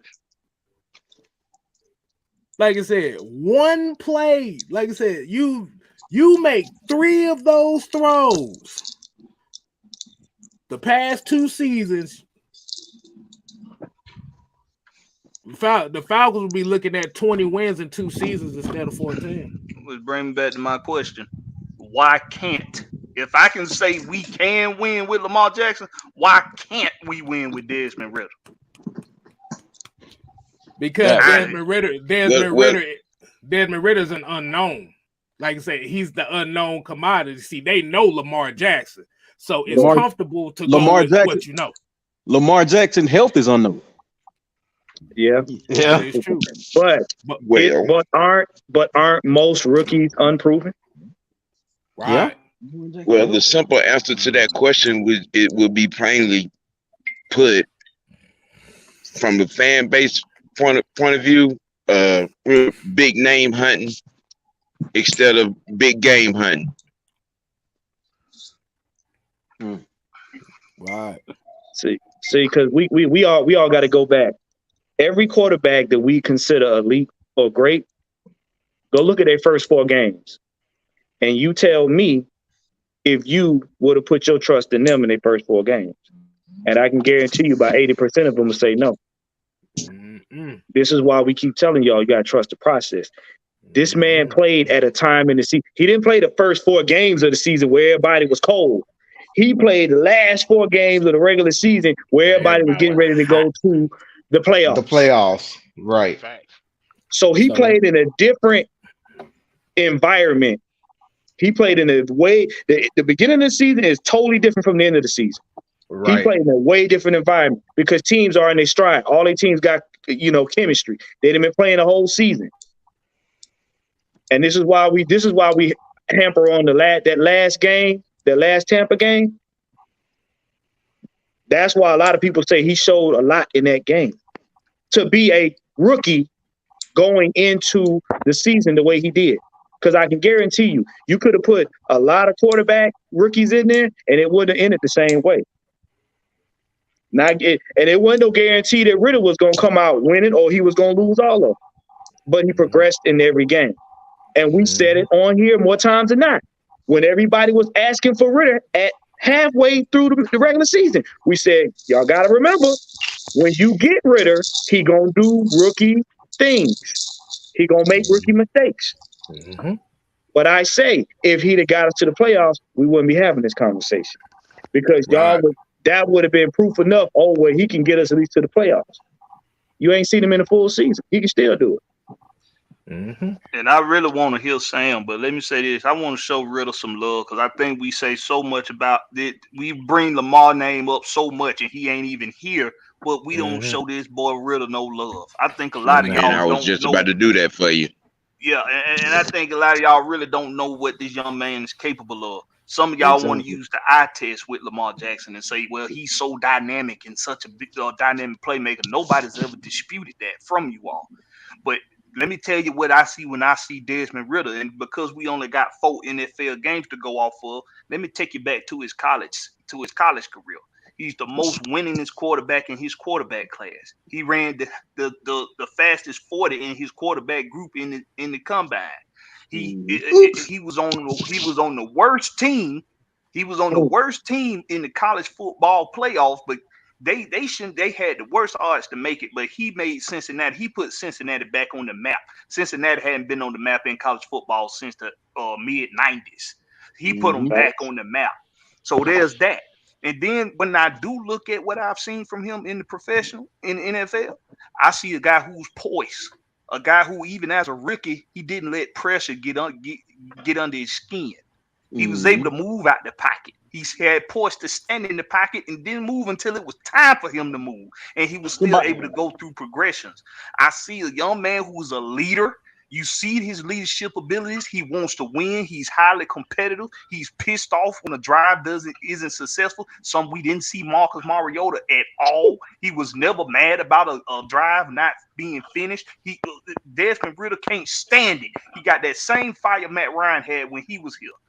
And that's what I see out of Desmond Ridder. And he didn't turn the ball over. Oops. So I think these are things that we have to pay attention to when we start making our arguments for Lamar Jackson. Look at the tangibles in the guy that's actually here. Look at his tangibles. Look at his abilities. Desmond Ridder is capable. Give him a chance. All right, B. Sam. Well, you need an organ for that one, boy. See, the thing that always gets me when people are talking about, well, Ridder's unproven, this, that, and the third. Well, if you are a true and real football fan, like most of us in here are, it means, you watch college football as well. You might even dabble in a little high school football. And, if you were using your eye test, if you will, the 4 years he spent at Cincinnati, along with the 3 preseason games and 4 regular season games he's played, would be all the video documented evidence to come to a positive conclusion about Desmond Ridder. He has the intangibles. He has the poise. and he don't make the same mistake twice. Facts. That's facts. Okay. Now you can fast forward to this offseason. In comparison, so far we've seen, Desmond Ridder being out, hanging out with, Hall of Fame QBs, going to quarterback camps. He's been seen, at Peyton's camp, and quarterback gurus. When any time in the last 5 years you heard anything of such about Lamar Jackson? That part. I remember he did some sprint training with Lamar Jackson did some sprint training with we're not talking about getting his speed up. We're talking about throwing the ball, being a quarterback. We ain't talking about running track. No. I was making the point. Like, so he went. I think he was training with like Usain Bolt or somebody like that. Man. Hold on. Let me just say. I just thought I was confused why he was getting sprint training. I was like, should he be at a quarterback camp or something? That's the point I was making. Like, I don't know why you get sprint training. Like, you're not running track. Like,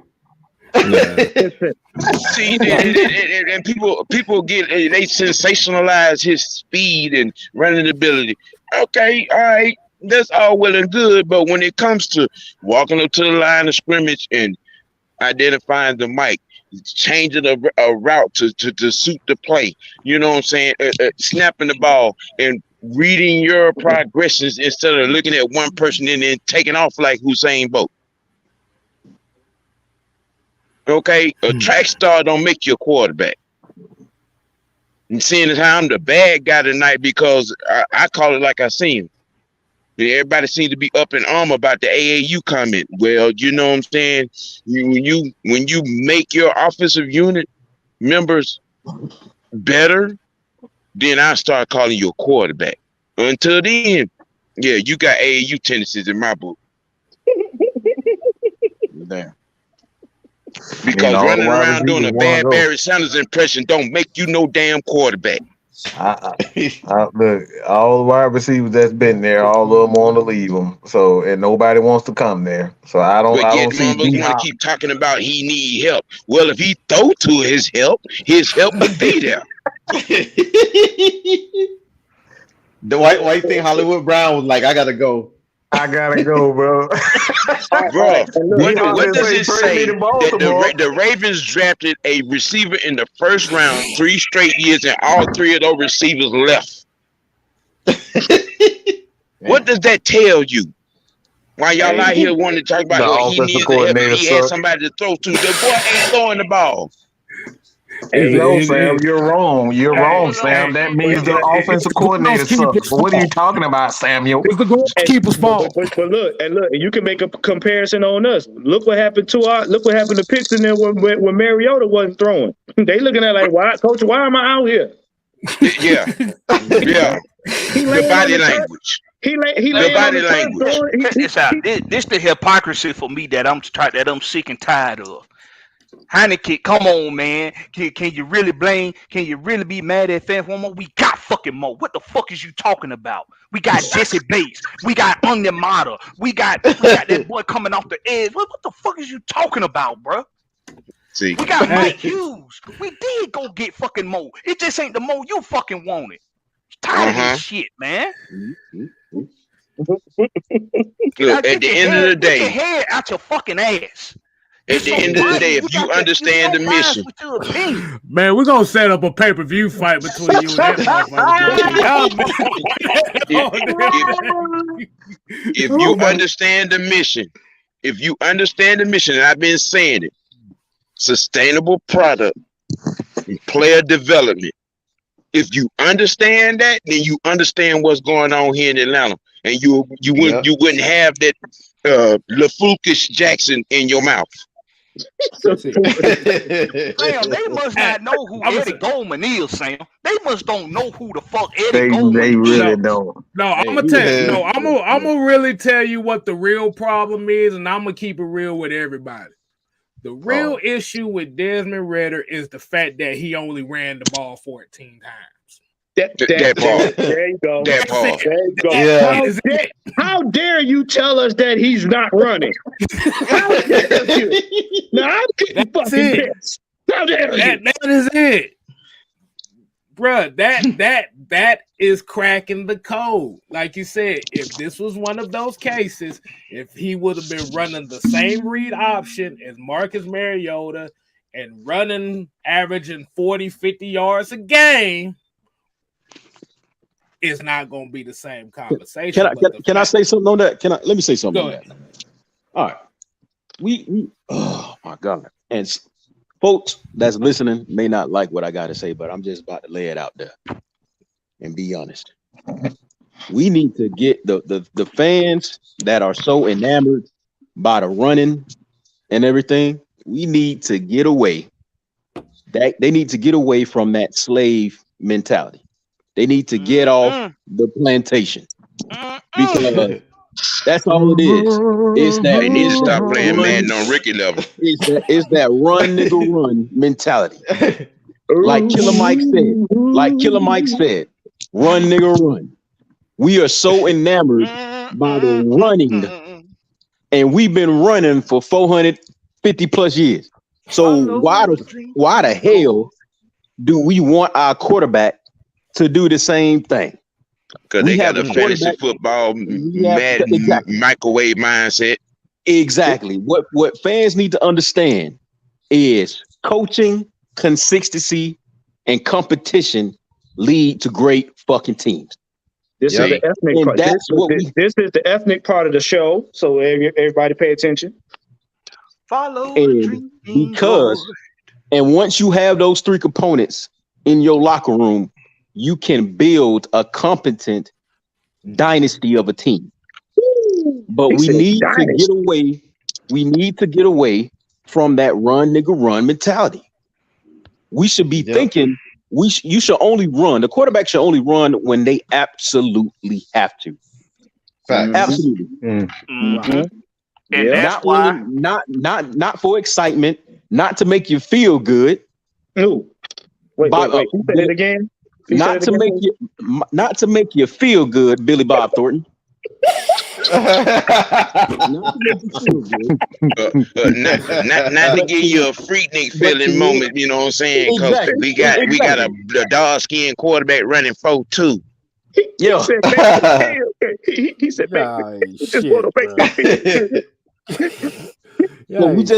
that's all I really got to say, man. We just need to get out of that.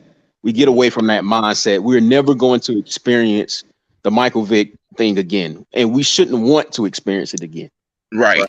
We should. Even Mike Vick don't want to go back to that era. Exactly. No. We should appreciate While he it out for what here it advising was. somebody to put a brace on and go out there and play. We should appreciate it for what it was. Let me say one thing. Go ahead. If Josh Allen's crazy ass don't watch himself, that motherfucker gonna end up on the stretcher next year. Oh yeah, most definitely. Yeah. Most definitely. As much as we talk about Lamar Jackson and his running to be, that motherfucker Josh Allen is reckless. Yep. He Hey, but he throw it for 4,000 yards or better. He throw for 4,000 yards, but that motherfucker is reckless too. And like you said, that's the one thing I will give Deshaun Watson credit on, despite all that bullshit he got going on. He ain't taking no hits. He can sling that thing. Josh I Allen. just looked up his rushing total. This dude average rush running the ball, and we know he can run the football, but he does the most he ran for a season was 90 times. Wow. So he runs when he needs to. Lamar's like run 90 times in 3-4 games. Hey, and also I don't know if y'all remember this. Y'all probably do, but y'all remember Big Ben's first couple seasons? He was running like Josh Allen. But you know what happened? But you know what happened when he stopped? He'll still slinging that thing. He'll slinging the thing from the pocket. He became a way better quarterback. But that's what I'm saying. Some matter of the fact is he got worse after his MVP season. I don't know why I don't give a damn about all this bullshit they want to come up with. They got to go all the way back to an MVP season. He got worse. Yep. It's simple as that. Well, you won't. Yep. Well, you gotta look at the variables. Only variables I'm worried about is the ones on my damn IRS statement. Them the only He variables has I'm not worried about. progressed look, better let's than just past his let's just third year in the league. let He look, has let's not progressed or past his third year in the league, and that is a problem. let's just call it what it is. He has been riding his own hype train, and he got lazy. He's been riding his own hype train. All he's been hearing is his MVP season. So if all you gonna hear, if your mama telling you that you an MVP because you ran, the league telling you you're Your mama MVP. calling me a quarterback. But I'm saying, if everybody telling you that you MVP, then that's all you hear. The first thing is, I don't need to get better. Yeah, he's sucking on his If own ain't nobody, pacifier. if nobody challenging you on your position, you won't feel the need to get better. That's the whole thing. But even with that being said,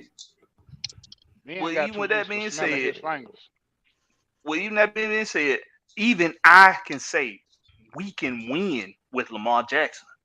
Yeah, we can. So Yeah, why is it that the supporters for Lamar Jackson can't do justice for Desmond Ridder to answer the damn question? Why can't we win with Desmond Ridder? Because he reminds us of Just saying he's unproven ain't saying that's not an answer. That's a statement. That's not an answer. Why can't we win with this? What has he done or not done for you not to have enough faith in him to at least give him a chance? Not he having enough my skin color. That's the problem. Not having enough melanin. He reminds fans of Matt Ryan. He reminds fans. He was born my skin color. He light skinned. That's the problem. That too. But he reminds fans of Matt Ryan. Tell you what. People should want that. I guarantee you, if Desmond Ridder was dark skinned, would nobody have a damn problem. Hold on. Hold on. Games that he played in. It was a lot of fans that kind of be like, hey, bro, you know what I'm saying? We think Ridder gonna do it. That's why they were crying for him to come out there. But when they didn't see what they wanted to see, that's when it became a problem. You get what I'm saying? We said that. We said that. That's the only reason, bro. That's the only reason. You know, our fan base got a problem with it. As soon as they see a negative, they just gonna roll with it. They really want a negative though. Yeah, no, it ain't, because K-Style said, now look, he said, y'all want us to hurry up and get rid of out there. So in case he doesn't win, y'all got a case to go for another quarterback. And then behind that, he said, now remember, when you get rid of out there, just remember, he gonna do rookie things. They're disappointed at the truth coming to fruition. He did rookie things, but he got better. No, we told him that. No, they mad because he ran the ball 14 times in 4 games. And you say that he ain't look like no Brock Purdy. That's what they mad about. He ain't look like look, this man stared down pressure and still made the play. This man had defenders literally grabbing him. He slipped out and still made the play. In his preseason game, he threw it to who? Jared Bernhardt for the winning touchdown. Get down, girl. Yep. And they had been complaining that when Matt Ryan was here, we needed a quarterback that was more mobile. When we got a more mobile quarterback, we needed a quarterback that can throw.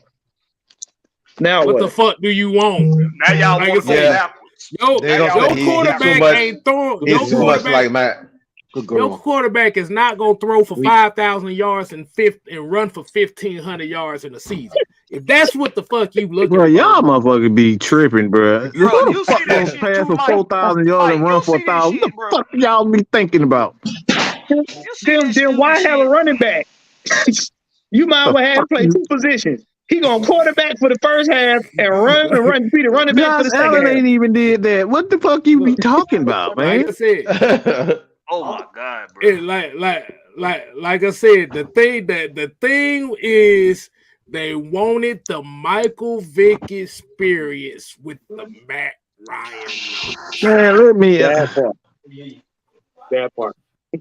I'm tired. No, my we boy. about to close the I'm damn fucking show tired. out. I'm tired of this shit. All right, I'm goddamn Look, tired. look. My fucking brain hurts. All right, Chuck, Hey, your so ass ain't coming look, on no motherfucking more. Every time your ass come on here, you start this bullshit. As a bitch, that motherfucker asked 20 questions and don't answer none. Damn, for now, He trying to play hood Jeopardy on Sly. You know that oh boy. That motherfucker asked he answered no damn question. He had a million damn questions, but he ain't answered none. Man.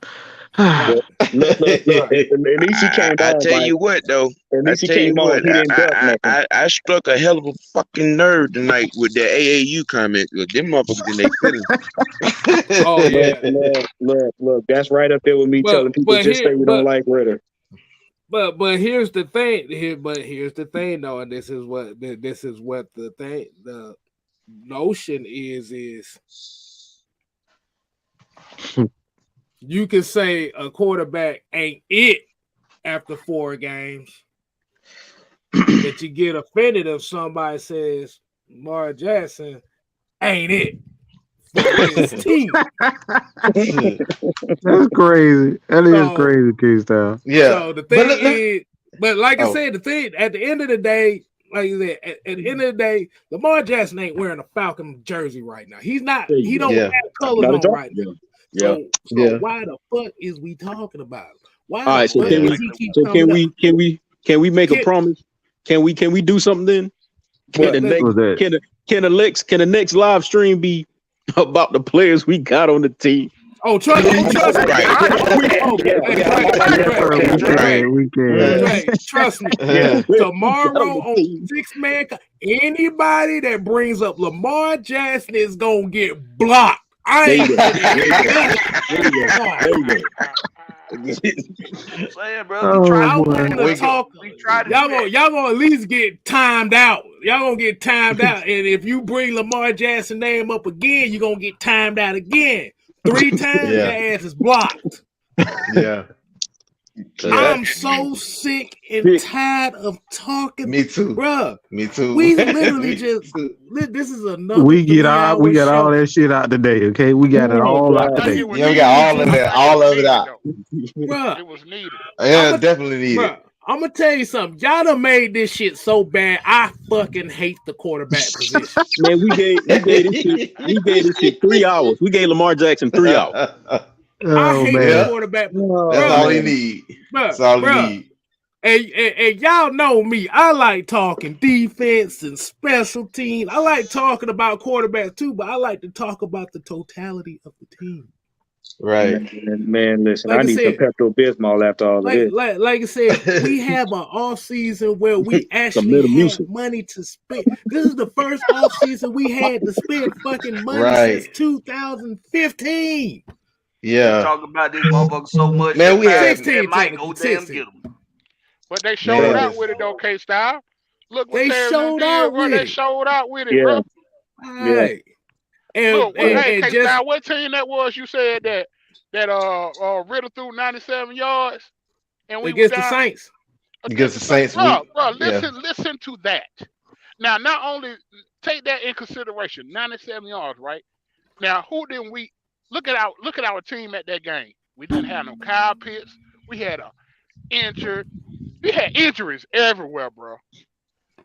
The team we got now. You can't tell me what we got on paper right now without the draft. You cannot tell me. Can I say something? Can I say something? If y'all don't believe nothing else about Ridder, he beat a team with Tom Brady on it. Yep. Yeah. And they had 7 starters. They had 7 starters on the field. They had 7 starters on the field all the way up into the 4th quarter. At least 6. Yep. So don't say he didn't play against scrubs. Right. He didn't play against the full 11, but he played against 6 of them. Right. Yep. And those 6 starters was better than what the fuck we had. So that ain't saying much. Right. And y'all call Brady the GOAT, right? So hey, there you go. He's supposed to run over a rookie. Oh, he was a GOAT until Grady Jarrett hit his ass. He said nope. And he became the GOAT. He became the GOAT milk. Man, hey, Tom Brady, the throat goat. Shit. Oh Lord, that's so disrespectful. He been doing. Listen, I think Arthur Smith, bro. I think Arthur Smith gonna be surgical next year, boy. Right. Of course. Oh boy, I can't wait. Just think I about can't this. wait. Just think about this. We ran less read option with Desmond Ridder than Marcus Mariota. Yeah, Right. Yeah. It was a completely different offense. That was a completely different offense. This is the third time he done changed. We should tell you that Desmond Ridder can read defenses. Now. And for all y'all saying that he don't, Arthur Smith don't trust Desmond Ridder because he didn't say he trusts him. Well, he gave him a whole different offense to run. Do y'all understand? Do y'all understand? Do y'all not understand when Mariota was in? The frustration on Arthur Smith was, I have to dumb down my book of offense so that Timmy can understand it. And then when Ridder got in there, when Ridder got in there, did you see how the plays progressed? Did you see how they got more elaborate? Yep. That's the difference. And he wasn't scared to throw the ball down the field with Ridder. Did you see Drake London come alive? Yeah, he snatched them damn sleeves off and became a whole completely receiver. Right. Did y'all see that? Did y'all see that red zone play where Ridder and London were running parallel and then threw the ball over the top? Mm-hmm. These are the things we talk. Now, did you see Kyle Pitts hobble out on the field to see him play? What does that tell you? Kyle Pitts, when he hurt his knee, he ain't coming out there looking at Mariota. I think that Jesus ball he threw to Carolina game like, nah, I'm good. He on the side, Desmond Ridder on the sideline getting the team amped up after a bad drive. Bruh. He over there getting everybody amped while Marcus when it said at the end of the damn bench with his head down. Do y'all know that there's a highlight reel that exists of Marcus Mariota overthrowing Kyle Pitts? Oh yeah, they said it was like 400 yards worth of overthrows or some shit. Yeah. Oh, I'm about to go YouTube that shit. And you wonder why Kyle Pitts had that look on his face on the sideline. Cause we got guilty because we were getting on Kyle Pitts because we were like he gave up, and then we had to look back like, God damn. This man threw a 12-foot ball over a 7-foot wingspan, 6'6" man. Kyle Pitts went to the sideline and said, if he throw to that goalpost one more damn time, you're gonna see me body slam him. Hey boy, he threw that ball all the way back to Methuselah on their ass. He was throwing alley-oop side. Boy, that ball landed on the ground. That shit had the 13 commandments on there. Thou shalt not throw. Thou shalt not catch. There's only 10 commandments, bro. It's only 10 commandments. It's only 10 commandments. He laid on his back. Look, he laid on his back and tried to topple the Tower of Babel with the ball. Come on now. Come on. Y'all got to be real. When he threw that ball from the missionary position on that ground, bro. Whoa. That nigga did not just say the missionary position. What the hell? Bro, he was in the buck when he threw it. You see what I'm saying? That was the worst football moment I had ever seen in my life. You said he was my exact word. I said, what the fuck did this nigga just do? I know he didn't do it. I think. Look, I'm about to say y'all might y'all might get more of us with Coach on the live days on the live. I kid you not, bro. I heard Mike throw a car through the phone. Yes. But you know what got me? Go back and look at the film. The Panthers sideline fell back like, oh Lord, did you see this? Polo ting. This nigga throwing from his crotch. It was like that. It was like that meme. It was like that meme where they say, and this is where he knew he fucked up. Right, absolutely. And that's when they got that meme where Arthur Smith was like, That look on his Bro, face was like, I'm about to get fired. Arthur Blank is gonna fire me right here. Look, bro. That pass alone has an OnlyFans page. Let's not He the only quarterback in the league that twerked and threw a ball at the same time. Somebody Bro, said he would I cannot get over how Arthur Blank was not Arthur Blank, how Arthur Smith was looking after that pass. Oh my god. He was in disbelief. Like, what the heck, bro? No, he was looking like, bro, I should just sit your ass down right now. But you know what? I'm gonna give you one more chance to redeem yourself, and he did next week. Oh god! Then failed right afterwards. It was like, damn. He stared the receiver down and threw to the other team like, we don't need this ball. There y'all go. Merry Christmas. I ain't gonna lie, the city. Hey, bro, did y'all see the defender? Bro, did y'all see the defender? That motherfucker could have whipped out and took a piss on the field, still caught that bitch. Did nobody even try to catch it? You get what I'm saying? Like they were like, "What you doing, bro?" Like, look at this. The ball had hang time like a punt, bro. His name. He turned into Chris Moore that day. Yeah. When you throw, when somebody intercept your pass and don't know they did it, he's looking around like, I got the ball.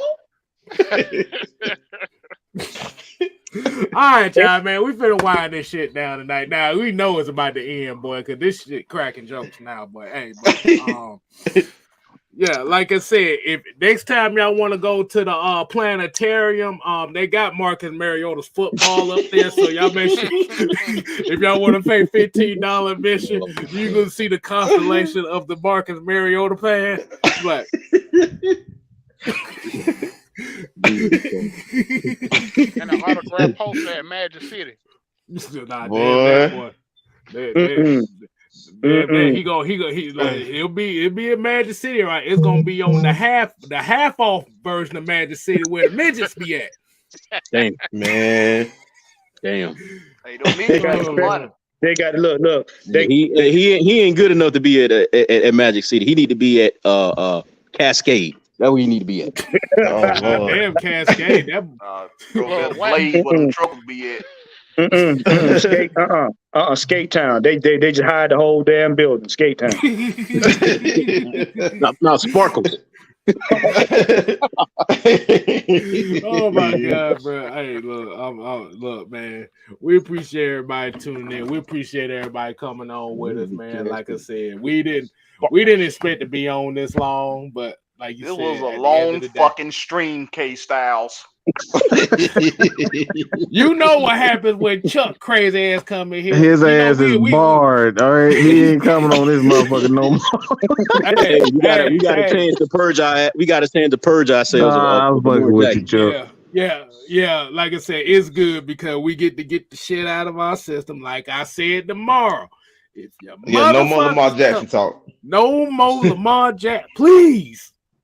Please. You know what's going to happen. My hairline already receding. Don't make it worse.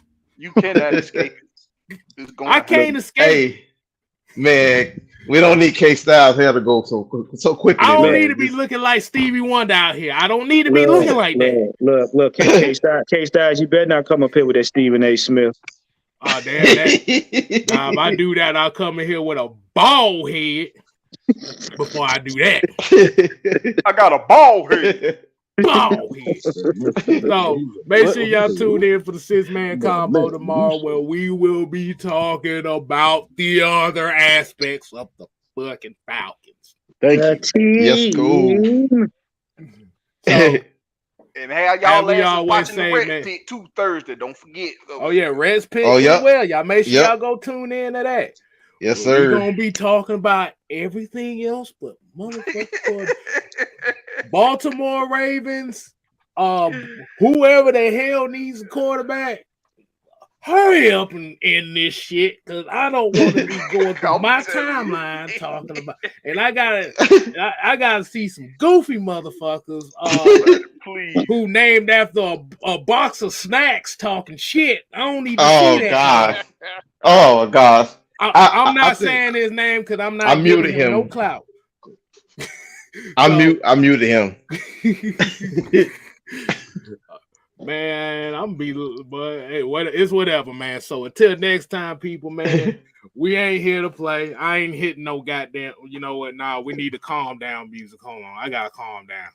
All right, come on, K-Stuff. We gotta calm it down. We gotta calm down. We gotta calm down. Gonna put on that Geisha House music. Somebody play the music. There you go. All right, there you go. Okay, I feel better now. So, hey, till next time, people, we ain't here to play. Peace up. 8 time down. Get the fuck out. All right, hit the end button. Y'all boys take care.